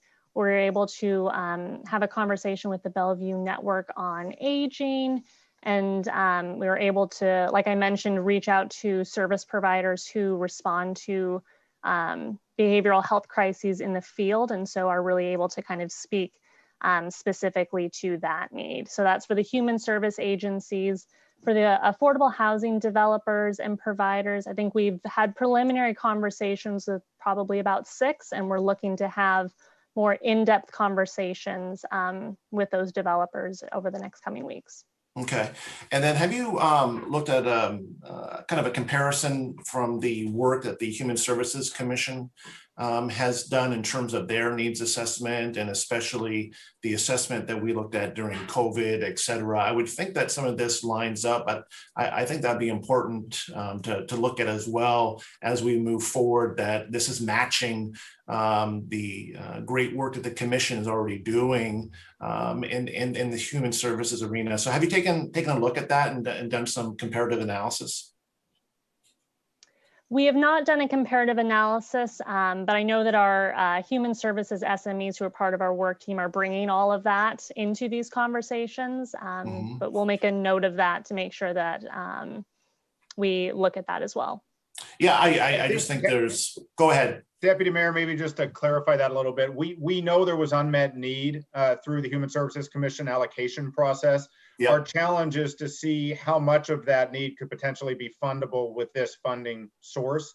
So the team that works on human services, and that's Tony Esparza and Alex Riley, et cetera, are looking directly into that. And if it is fundable, you'll have that in front of you here with some options, because there's probably additional funding need 1590 could use as well. Fantastic, great. That's exactly what I wanted to hear. Thank you so much, Mac. And thank you again for the great presentation. Okay, thank you. Council members on. Yes, so I too thank Mac, Liesel, and Stephanie for this presentation. I think it is so key. And what I keep thinking about is making sure that we are prioritizing and focusing on where the greatest needs are and moving as quickly but thoughtfully as possible. Because I can only imagine that not only are we going to see more of that housing need at the 0 to 60%, but the mental health needs associated with all of the stress during the pandemic and COVID. So I do have a couple of questions to echo the deputy mayor. I would like to also understand the list of agencies that you reached out to. So maybe at some point in a packet, we could just get information on who has been providing that input. And this may be one that you're reaching out to the groups and it's just not on the packet, but the LGBTQ plus community, you list a number of different groups, but I didn't see that specifically called out. So I want to make sure that as we think about serving our LGBTQ plus community, that they're part of the outreach. It looks like community-based organizations were a part of the outreach. So I'd like to just confirm that. It looked like it was. And then when I think about up to 40% of the money may be able to be used for mental and behavioral health, that's potentially $3.5 million a year. That's actually about the same as our human services grants for the entire year. And so really understanding maybe really what that need looks like, so we balance the housing versus the services. And then the part that it's not really clear to me is when we talk about substance use counseling and supportive services, is that considered mental and behavioral health? So providing those services is part of that? I see you nodding. So, okay, for those of us that are not in this world, it's hard to understand when we use those terms, what specifically it includes. And then lastly, it also said move-in cost as potentially one of the barriers. So is that funding that we can actually provide as part of the 1590? And I'm assuming move-in costs would be deposits and things like that. Does that fit in with what's allowed? Thank you. Right now, it's housed under the housing related bucket, but we're still confirming with legal and our sub team about how actually we're defining those categories of affordable housing, mental behavioral health services, and housing related services. For now, we've kind of broached it as bringing it up to the table in terms of what we've heard from our stakeholder analysis, but still confirming with the appropriate city staff to narrow down exactly what we can actually use the funding for. Okay, that would make a lot of sense. I completely agree with you about the analysis and the assessment. It's just not as clear to me with all of the different buckets of money and the requirements, how it really fits into that. So thank you for really looking into that deeply so that we can maybe target the funds that we have to those areas that the 1590 does not support to maximize the support that we offer. Thank you. Council members on, I think just to jump into one of the hardest things you'll all have a chance to try to wade into is what should the percentage be in terms of how to allocate the money. So though 9 million is a very large pot of money, what you're going to quickly learn is that there's more need than there is even for that 9 million. So the percentages or what it turns into is really the next conversation, but you're hitting on all the right things. The human services grants, this would be a substantial amount of money compared to what we currently give out. I don't have the number right in front of me. I think you just mentioned in the 3 million range. I think it's actually less than that on an annual basis, but either way, it's a substantial increase over that. And then we're trying to figure out how to build affordable housing, and you were all just talking about how hard it is to build affordable housing, at the same time. So we'll help you through that at the next meeting.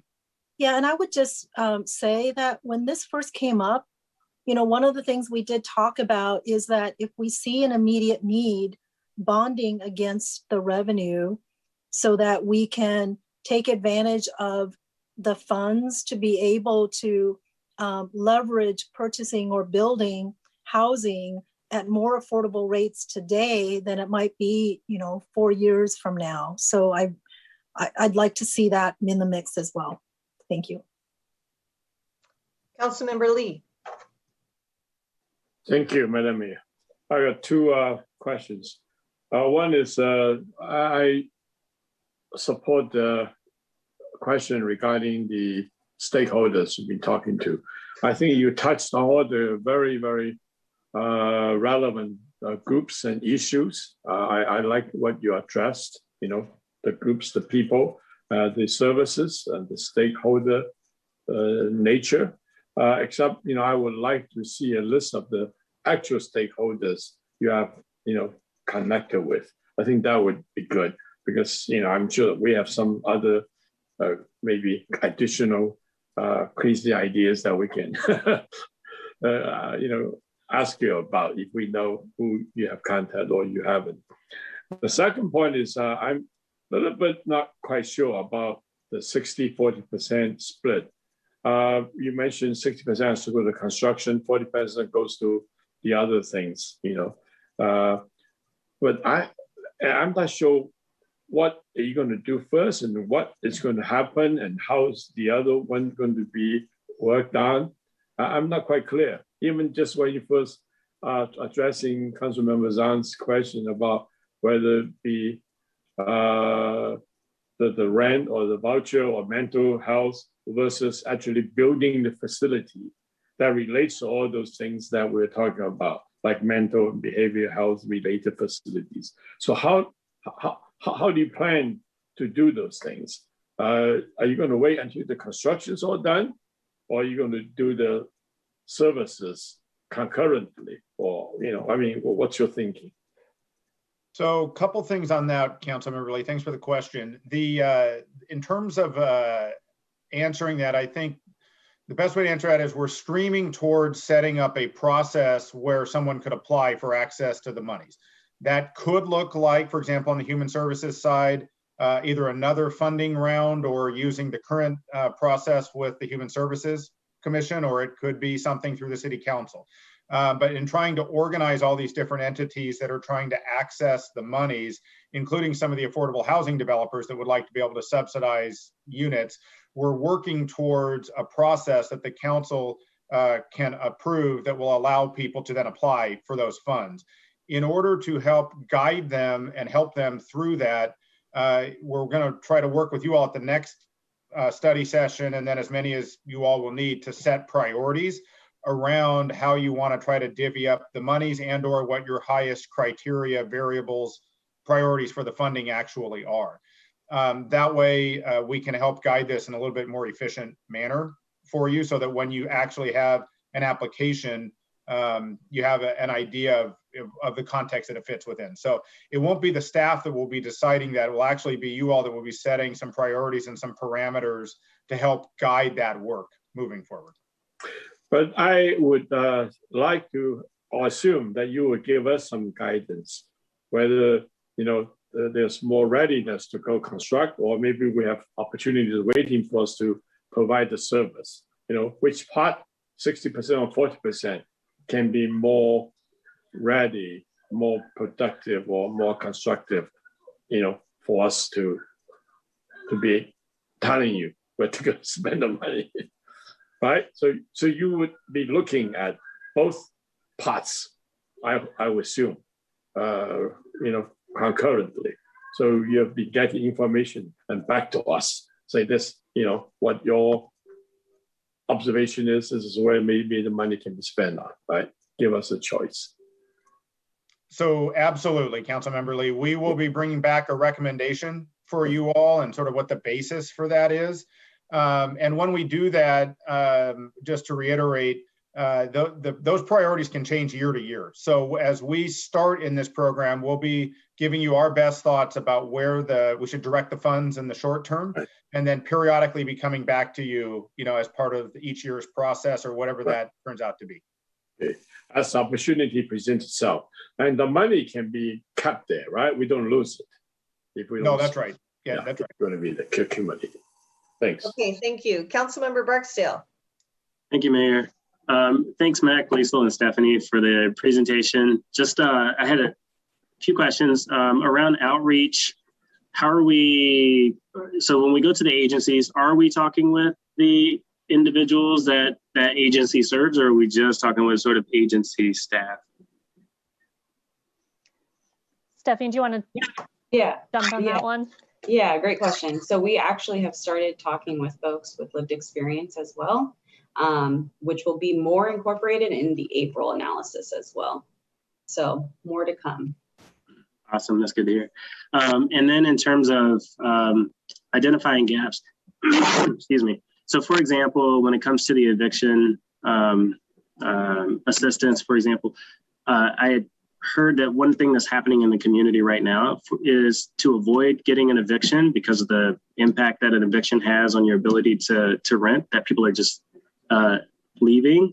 How are we identifying those types of situations, or even our unhoused neighbors who maybe who are living in vehicles or otherwise that maybe don't have contact with agencies?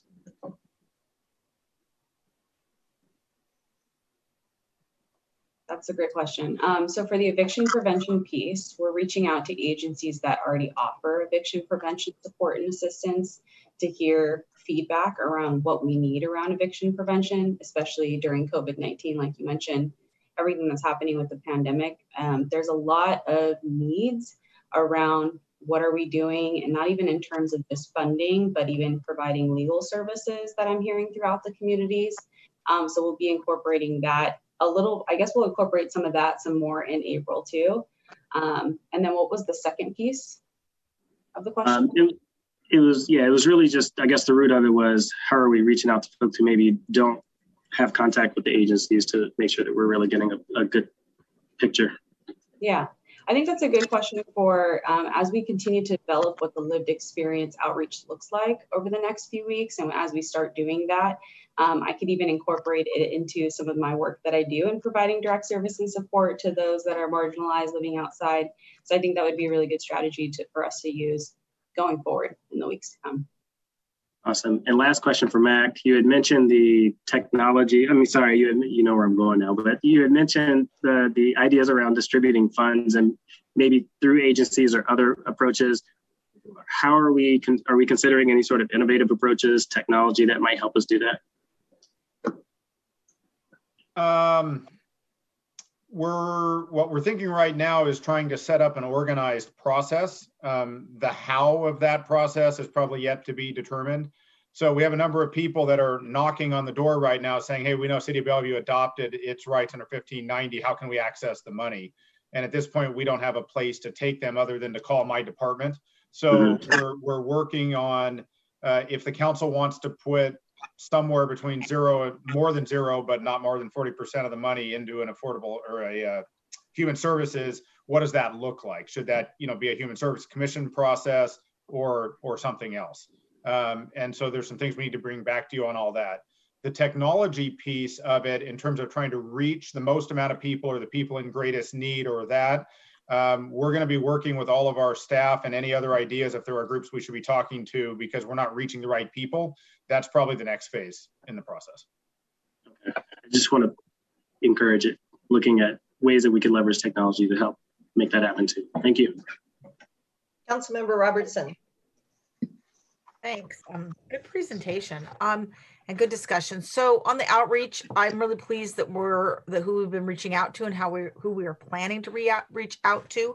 I know private developers are on the list. I think that's really important because they build the vast majority of the housing that we have in Bellevue. So I think I had recommended that we do outreach. There's a couple private developers on the tag that help come up with the affordable housing strategy.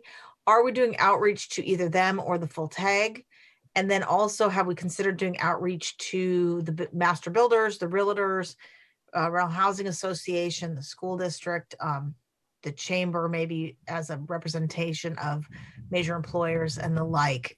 So I guess that's just a question. On the topic of, I'll just say who we have reached out to and who we're going to, there seems to be a fair amount of either curious on that. We're going to send you all an email that just gives you who all the people we've talked to so far. That'll, I think, answer that question. And yes, Councilmember Robertson, I would say all, but maybe not all of the people you're referencing have come up in previous meetings and are on a list, to get a call. Sometimes those conversations are more in depth than others. It depends on them more, than us. But yes, we do want to get in touch with all those people. But for example, on the tag, we're not calling everybody on the tag. We're calling a few of the developers that have indicated interest, and some of them are reaching out to us, to be honest. Hey, I was in the tag. I'm following this. I'm really curious. Can I participate? So that's made it easier, you know, than us trying to find a few of the folks from back then. But yes, to answer your question. Good. I think that's true. I think that they can give us some really good insight on the mental and behavioral health. I think that it would be really good, as I think Councilmember Zahn asked about the need. I think in addition to figuring out the need, which there's way more than there are resources, when we're deciding whether to use 0% or 40% of the money on this or somewhere in between, I think it would be good to also understand the resources that are out there. Because the people of this city, they pay the sales tax, and a certain percentage of it is coming for this money, but they also pay sales tax that goes to the mental illness and drug dependency. I think it's sales tax. They pay into the Veterans and Human Services levy. They pay into the affordable house. I think there's an affordable housing one, all that are county-wide funding. One of them might be a property tax too.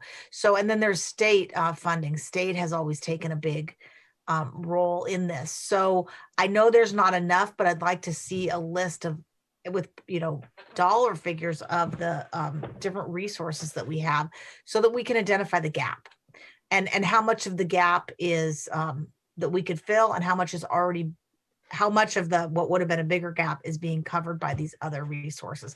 So I think that that would be really helpful. Finally, with regard to a process for using the money, I like that we're going that way. I don't want to become too bureaucratic, at least in the initial year or two, until, so that we know we can be flexible. That's what I want to say. We can be flexible. We may see a project, for example, a preservation project, that we're going to want to jump on and be nimble and jump on. And that could take all of the money in 1 year. Or we could, I just don't want to see us where it's too bureaucratic and we spread it like peanut butter and we do a little bit here and there around the edges, but we're not doing the big things that come along. So I'd like to make sure that whatever process we come up with, we create the flexibility on the part of the council.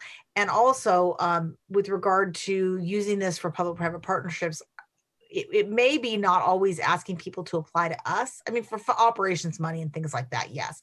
But if it's capital money, it might be where a TOD project comes in the door and they're using the MFTE and they're doing the incentives for affordable housing.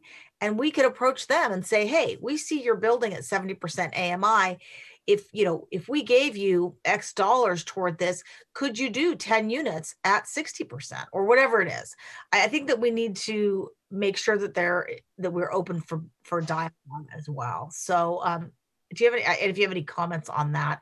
Otherwise, I'm really pleased with the plan for engagement with the council and the community moving forward. And I'm looking forward to continuing to work on this at least monthly this year.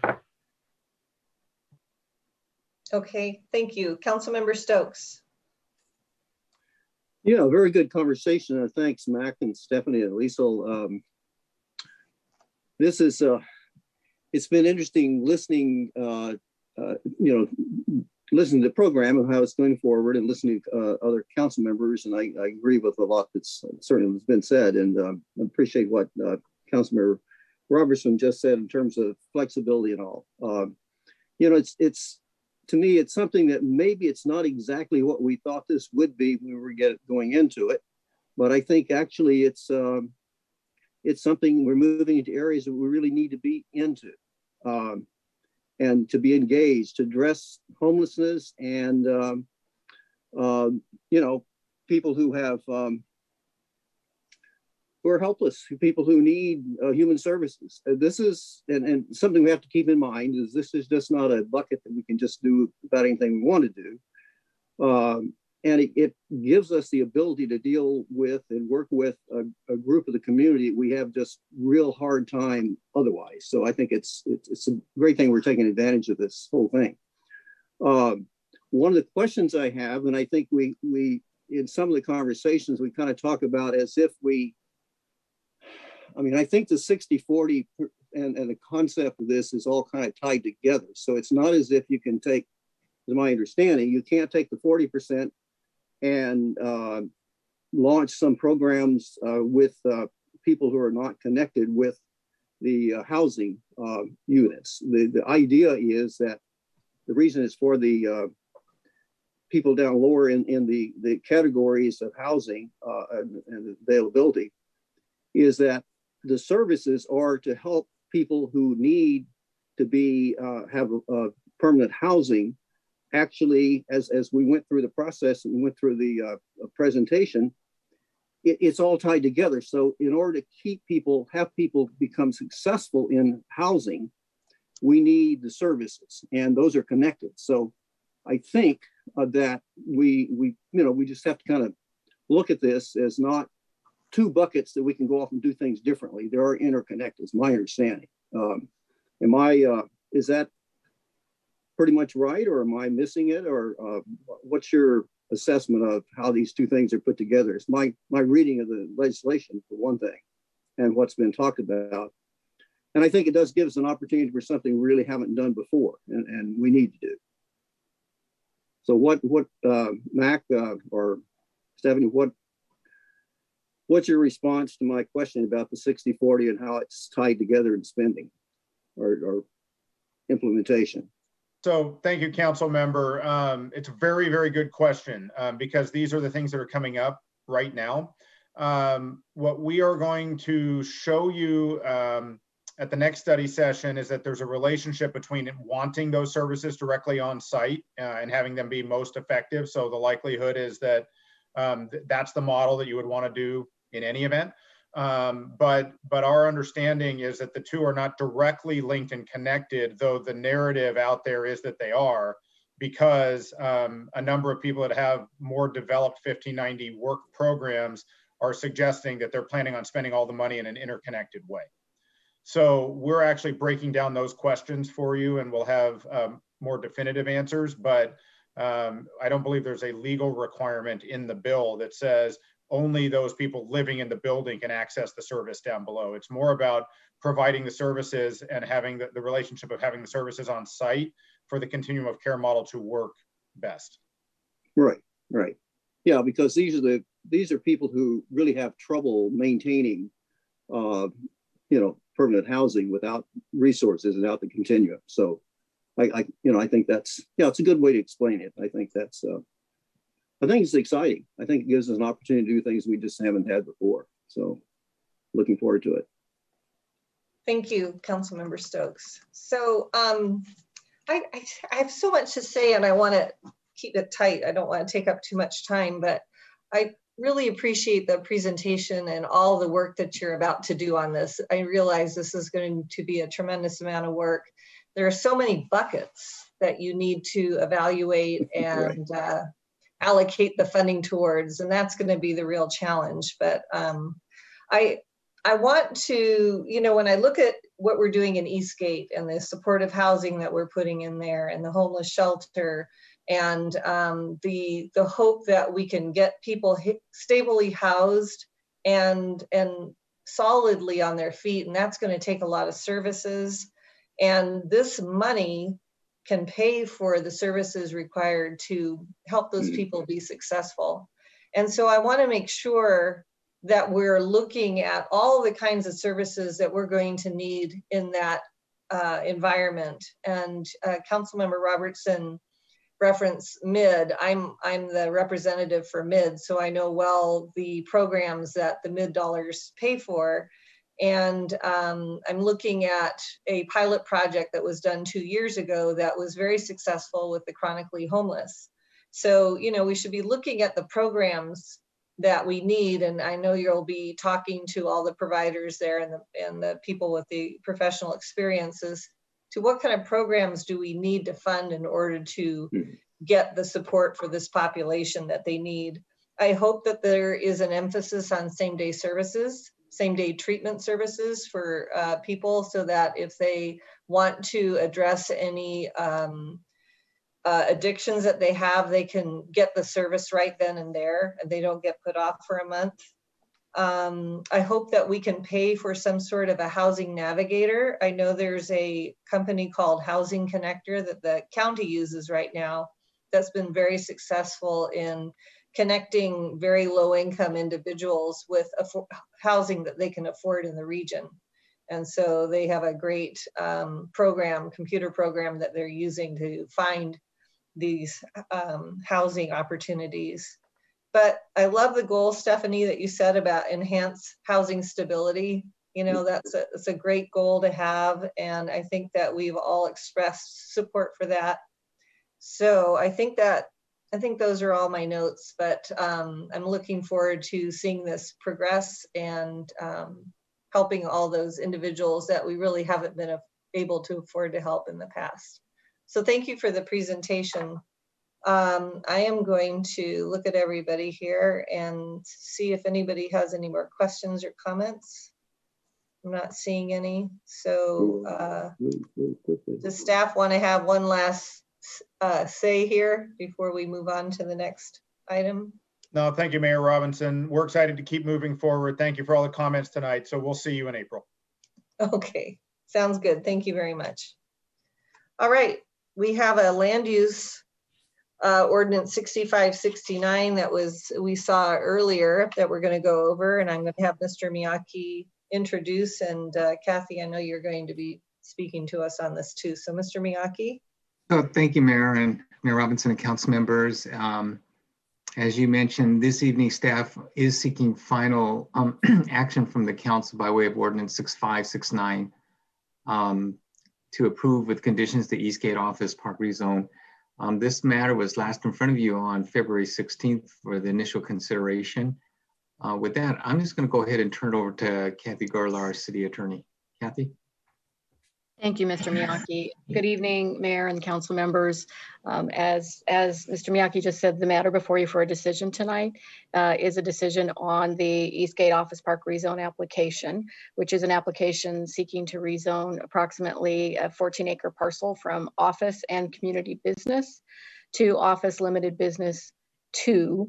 This is a quasi judicial proceeding, a process 3, where the hearing examiner held a hearing and made a recommendation to approve with conditions. The rezone application and no appeal of that recommendation has been filed. Drew Folsom, one of the city's land use planners, a few weeks ago gave you a more detailed presentation around this application, and the hearing examiner's record has been in the file available to the council. The decision tonight is a closed record proceeding, and the council's decision must be made based on the hearing examiner's record. The alternatives that you have tonight are to approve as recommended by the hearing examiner, number 2, to add more conditions or modifications to the application. Your third alternative is to remand it back if you think that there is something missing to the hearing examiner for an additional hearing, or you can deny the application. The ordinance that was in your packet, ordinance 6569, assumes that the council would be voting to approve the hearing examiner's recommendation with conditions. And if the council chooses to make a different decision, then we will need to come back later with an alternative ordinance based on your direction. So that ends the staff report, but because this is a quasi judicial proceeding and the appearance of fairness doctrine applies, Mayor, before the council members begin to deliberate and vote, I would recommend that they be given an opportunity to disclose any ex parte contacts they may have had with the applicant or anyone else opposing or supporting the application. Is there anybody who has had those ex parte discussions or contacts? I'm seeing no affirmatives, so I will take that as a collective no. Okay, Mayor. So are there any questions or comments on what we're about to look at? Okay, is there a motion to approve? I move to approve. 65. Second. Oh, wait a second. Let's hear the motion. Go ahead, Mayor. Thank you. I move to approve the application and adopt ordinance 6569, approving with conditions rezone application permit file number 19-125-909-LQ. Second. All right. All those in favor say aye. Aye.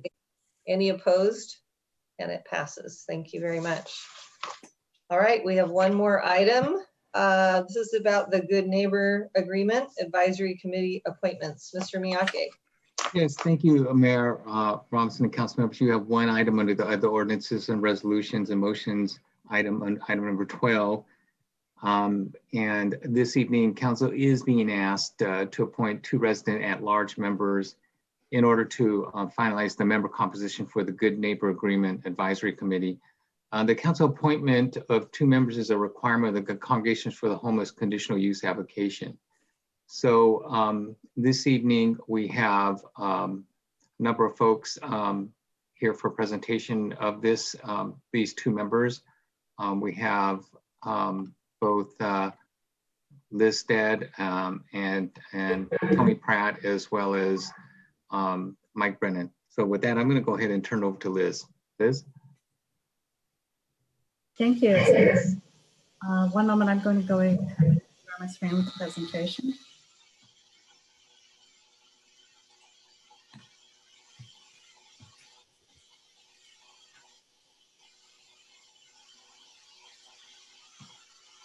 Okay, thank you for having us this evening. Good evening, Mayor Robinson, Deputy Mayor Newhouse, and council members.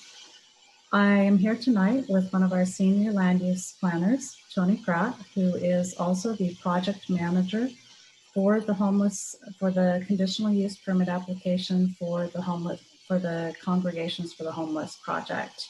Tony and I will be providing you some information tonight for suggested appointments to a Good Neighbors Agreement Advisory Council, and that will inform the conditional use permit process to site a permanent men's shelter at 13620 Southeast East Gateway. The direction we are needing from council this evening is to actually get council appointment for the Bellevue resident at large positions of the Good Neighbor Agreement Advisory Committee. The agenda for this evening does include a brief summary of the development review process for the conditional use permit that has been requested by Congregations for the Homeless, and some information about the intersection between the permitting process and also this Good Neighbor Advisory Agreement Committee. We will provide more information about the GNAC, as we call it for its acronym, and we'll talk about the makeup of the group and also the 2 proposed at-large members. I'm going to turn it over at this point to Tony Pratt, who will walk you through some of the process steps. Good evening. I'd like to the submitted application from Congregations for the Homeless, and to talk about specifically the development review process, which is very prescribed by the Homeless Services Land Use Code Amendment. So it is bifurcated into 2 steps, the pre-application and then also the actual development review process.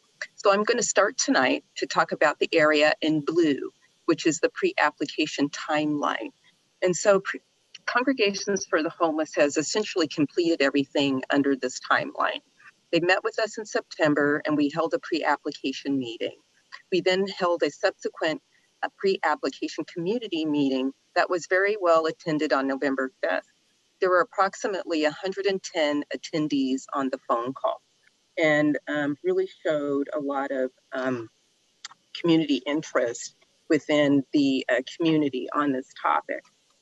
So then it was at that time where we actually solicited resident interest in the Good Neighbor Agreement Advisory Committee, as Liz referred to as the GNAC, where we solicited interest in the business and the resident interest categories.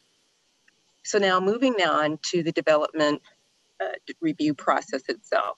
So there's 2 ways in which a homeless services uses operator can get a permit. The first is a development agreement, which is shown on the top timeline of the spectrum in red. And then at the bottom is the conditional use. CFH has chosen the conditional use route. They submitted their conditional use on January 6th. The city then noticed their conditional use application with also a notice of public meeting on January 21st. So now moving on the time spectrum to the meet and confer meeting with Bellevue Police. So the purpose of the meet and confer meeting is to allow BPD to have conversations with CFH to talk about the operational and safety standards for the forthcoming shelter. It gives an opportunity for the BPD to look at the draft standard, to make tweaks, changes, to weigh in on how that these operations will occur at the shelter. The purpose of the meet and confer being located in this location is that there is a requirement by the land use code of a reporting out of all of the conversations, the discussions that occur under the meet and confer at the public meeting, which was held on February 4th. So that meeting was very well attended as well, with nearly 56 attendees. And then BPD and then also CFH discussed the contents of their meet and confer meetings, which was approximately 8 meetings, and then reported out some of the results in this draft document. Now, in between the public meeting and the GNA input that you see on this spectrum, there will be, on a separate timeline, the Good Neighbor Agreement Advisory Committee meetings. They will meet on a separate track from what you see on the screen, but their end product is due before the director's recommendation to the hearings examiner, because that document informs the director of the conditional use application that then is submitted to the hearings examiner for review. Now, everyone knows that the hearings examiner is an impartial party that is hired by the city for quasi-judicial applications like conditional uses.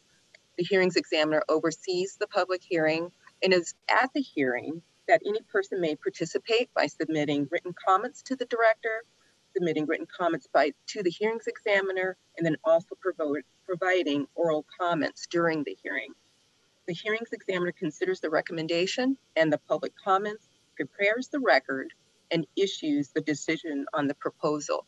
Now, on this time spectrum, you will see that the hearings examiner decision is subject to an appeal. If the appeal happens, it will come to City Council. And then subsequent to that, if there is further actions, they go to Superior Court. Lastly, on this time spectrum, I'd like to highlight the timeline for a conditional use. A conditional use can take approximately 9 to 12 months to go through our process. So that's an overview of the development review process. So next screen, thank you. So I want to talk now about the GNAC. The regulatory framework to cite a homeless service uses in the land use code was adopted in 2018. It requires that the Development Services Department Director's recommendation for the required conditional use be informed by a good neighbor agreement.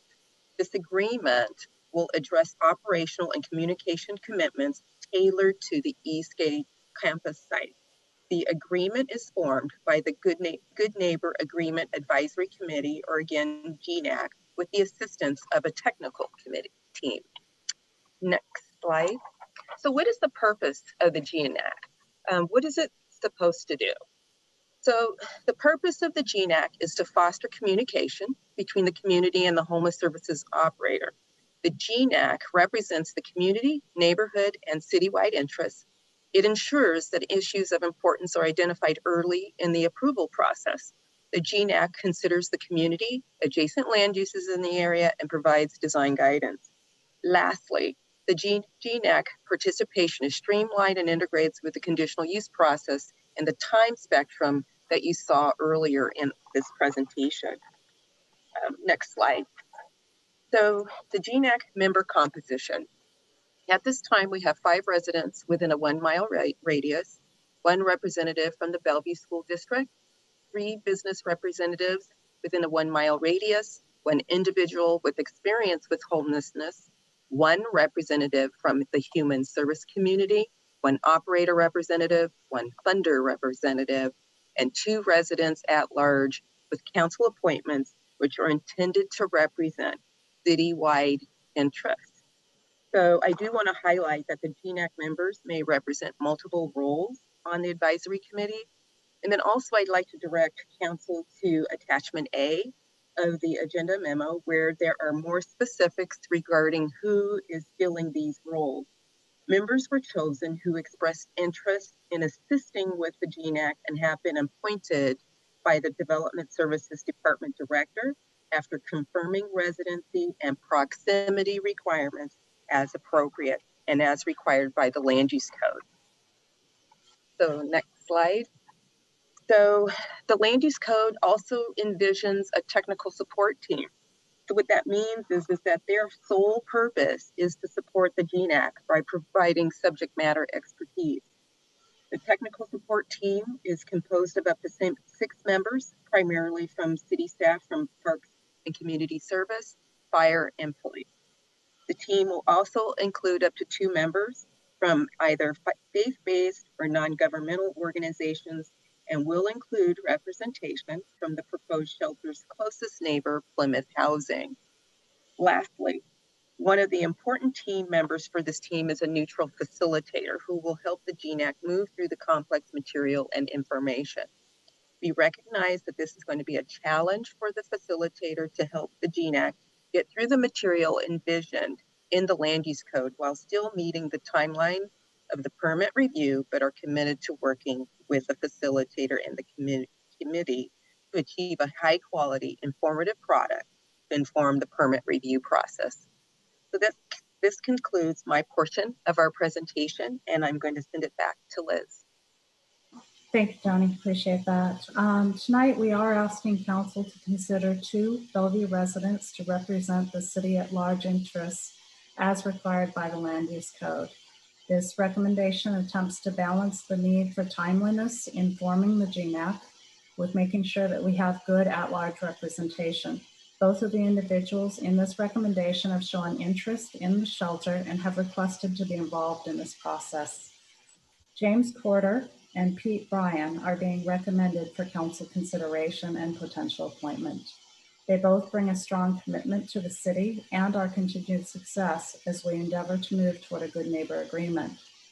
Jason Porter is the majority owner of Honda of Bellevue and would represent the greater Bellevue community and also be another voice for the businesses that are located near the proposed shelter.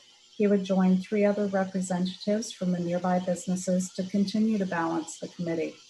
Jason has thoughtfully brought forward questions and concerns about the relationship between the shelter and business.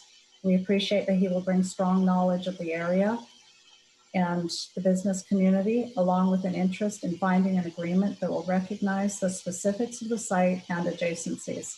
Honda of Bellevue has, as an entity, been following this process for siting the shelter up to this point and hopes to continue their involvement with Jason on the GNAC committee. The second person that is being recommended is Pete Bryan, and he is following his interest in and commitment to Bellevue after recently completing the Bellevue Essentials class last year. Pete has a strong record of involvement in the Northeast Bellevue community and has been involved in the great neighborhoods planning effort that community development has spearheaded. Pete was the president of the Lake Ridge Homeowners Association and is invested in helping the city grow in an equitable way while still acknowledging and honoring the scope of our history. Pete will bring a good citywide perspective to the conversation as we gain input from the immediately adjacent neighbors and business owners, and will act as a liaison between the committee and the greater Bellevue community. This ends our presentation this evening. We ask for direction from council to appoint Jason Porter and Pete Ryan to the Bellevue resident at large positions for the GNAC, and Ms. Pratt and I are both available for any questions from the council. Thank you. Great, thank you. So I can see you all. So if anybody has comments or questions, could you please raise your hand? I see the deputy mayor and I see Councilmember Robertson and I see Councilmember Stokes. So we'll start with Deputy Mayor. Thank you, Mayor. Yeah, I'm not sure who to direct this question to. It might be Mike or Liz or Tony, but I was wondering if you could just take a moment to address, we had 2 oral communications during the early part of this evening, and I was wondering if we could just cover off quickly on the process or the outreach to first advertise these at-large positions and kind of what the process was to select these two individuals. And then also just a little bit about of the process going forward. It seems like there's maybe some lack of communication in terms of the GENE Act that's already been put together, but perhaps, you know, it hasn't quite started yet, but maybe there's an anticipation that they should have received some materials. So I was wondering if you could just address, looks like Liz might be best in position to respond to that, but if you could address those two comments from earlier this evening, that'd be great. Yeah, thank you, Deputy Mayor. I'd be happy to. Regarding how these people were brought in for consideration, both of these individuals did express interest to Development Services Department in being involved in the process. So the Honda representative was unable to participate as a business within the code requirement because they were just outside of a mile radius. Mm-hmm. Quite fit into that category, but have been involved all the way along and brought a lot of really good commentary to it. And have attended the meetings that we've had previously. We've had the 2 public meetings that Ms. Pratt referred to. In both of those meetings, we requested that people reach out to us if they had interest in joining this committee. And we did have quite healthy response from that. The second individual that we were recommending also reached out to us and indicated strong interest in helping out on this. He had initially reached out to our neighborhoods group, having done some work with them through Bellevue Essentials and the Great Neighborhoods Conversations. So both of those people did proactively come to us after hearing about this process that was available through those public meetings that we held. The public meetings were very well attended. We had, between the 2 meetings, about 170 people were able to attend. So we did try and get good representation there out to the community and tried to be as transparent as possible within that. The second question about moving the process forward is really, we're just starting, quite frankly and honestly. Ms. Pratt has sent out letters to those people that we have been able to place into positions on the committee. And we are working with a facilitator, getting the facilitator ready to go. We're expecting to stand that up as soon as we can. But certainly, I think with trying to find the right people to fill the slots and such, we're not quite where we wanted to be, but that we'll be moving pretty quickly from now on. These meetings are going to be run under the OPMA, Open Public Meetings Act. So we will be noticing the meetings prior to them, and we will have time for public comment at all meetings, and community will be able to attend all of the meetings. I might just throw just a couple of quick comments into Mayor as well, responding to the Deputy Mayor. So this is the first time that we have implemented this process. This is new in the land use code. And those of you that were on the council when the code was developed, it was a very thoroughly discussed and trying to find the balance between making sure that we have robust community involvement, but also not a overly cumbersome process to get through at the same time. So it was a balance. So this is a unique body with the majority of the members being appointed by the department director. And I think that the process that we've gone through did bring a fairly broad base of interests that we've appointed to this group, representing business, neighborhoods, folks that are concerned about it, some that may be more supportive. So I think we have a really broad set of representation on the appointments. So they will play a robust role in the permit process. And as Liz noted, we are just getting started. And there will be an opportunity along the way here as we get this on the ground and moving for broad community engagement. I understand Mr. Litov's kind of skepticism about will this be successful or not.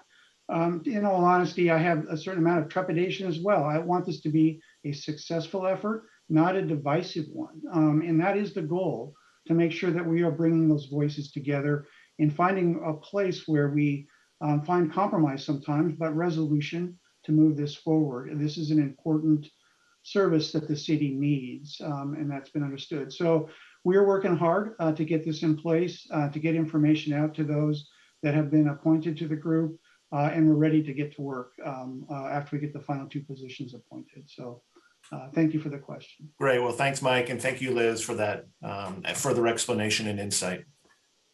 Good. Councilmember Robertson. I had some of the similar questions to Jared, Deputy Mayor. So I appreciate you going through that so thoroughly. I think that this is the first time we've done it. The code says that the 2 residents are to be appointed by the city council. That is not really the process that was used here. The process that was used here is the city council is confirming appointments that staff is recommending. And I am totally happy with these people that are being recommended, but this was really not us deciding. It was, you can say yes or you can say no. So the next time we do this, because I know there will be a next time because there's a lot more need, I really think that the application should come to the council and we can decide who to appoint, or the mayor or deputy mayor can recommend in the council, because this is not really a council appointment, it's a confirmation. So, but like I said, I'm happy with the people and I'm planning to vote yes. The other question I had, before I leave that, I think that we need to have a broader request asking people who logged on to the meeting verbally if they want to apply without sending out emails to everyone that was involved, without posting it on our websites. I don't think is really the way we do things. We always advertise for openings on boards or commissions. I got an email today that we have an opening on our Civil Service Commission. So I think that is in the future what we should do. I'm not saying we should redo this, but I think that would be better. Finally, I had a question about the K-12 representative. I was looking at the code and it requires, I don't know where that feedback's coming from. It's not coming from me. But where the code says the K-12 is a parent or guardian representing the K-12 perspective with local knowledge of the enrollment area where the use is proposed to be located.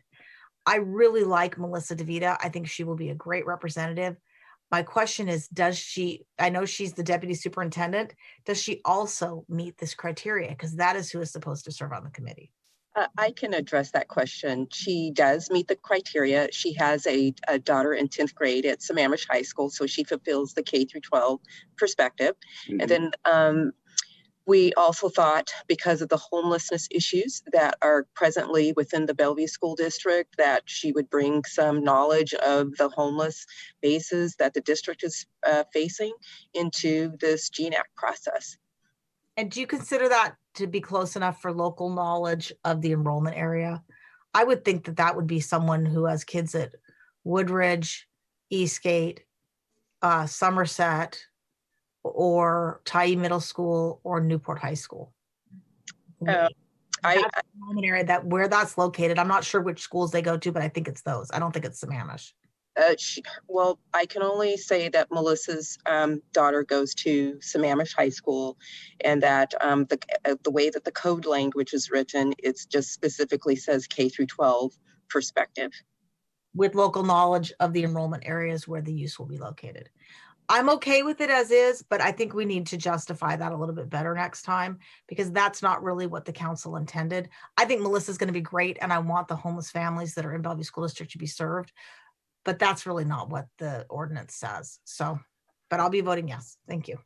I'm just going to interrupt here for a minute and ask that we keep the conversation about the 2 appointees that we're discussing right now. We can talk about the general process, but let's not specify the other appointees, because that's not what is on our agenda tonight.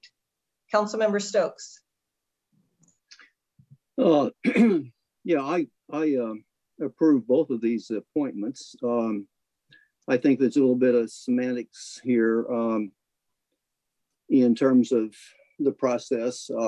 I think the council is making the appointment. The appointment is only made when the council votes to do so. So I'm comfortable with that, and I trust, I think the staff did a good job of this, and we can do another process differently next time, but I'm quite comfortable. And I think the 2 individuals, and I know about Jason Coulter and his family, and Councilmember Robertson will remember that they were very engaged in the Eastgate Citizen Advisory Committee, and were very, very helpful, very collegial, very positive about things. And what I hear about Pete Ryan is he is also a very capable and good representative, and I think the process worked well.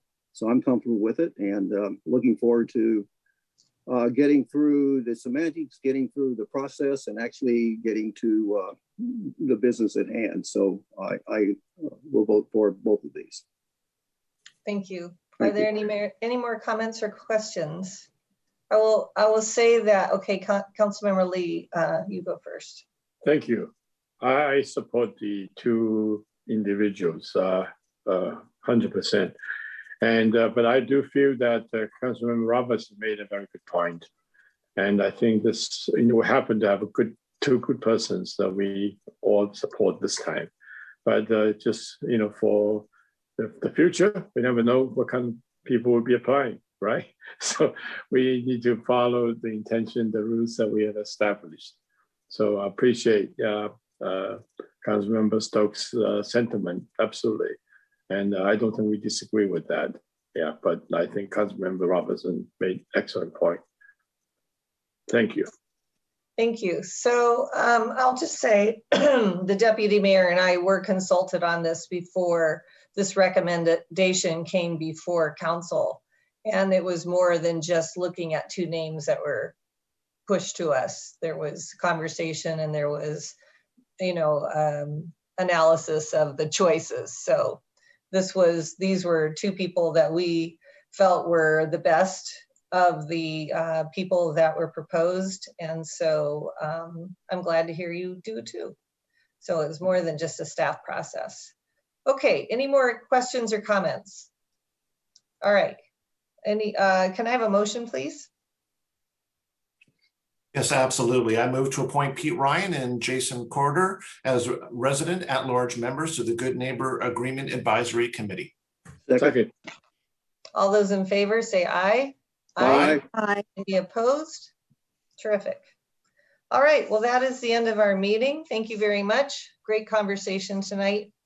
I will see you next week. Meeting adjourned. Thanks. All right.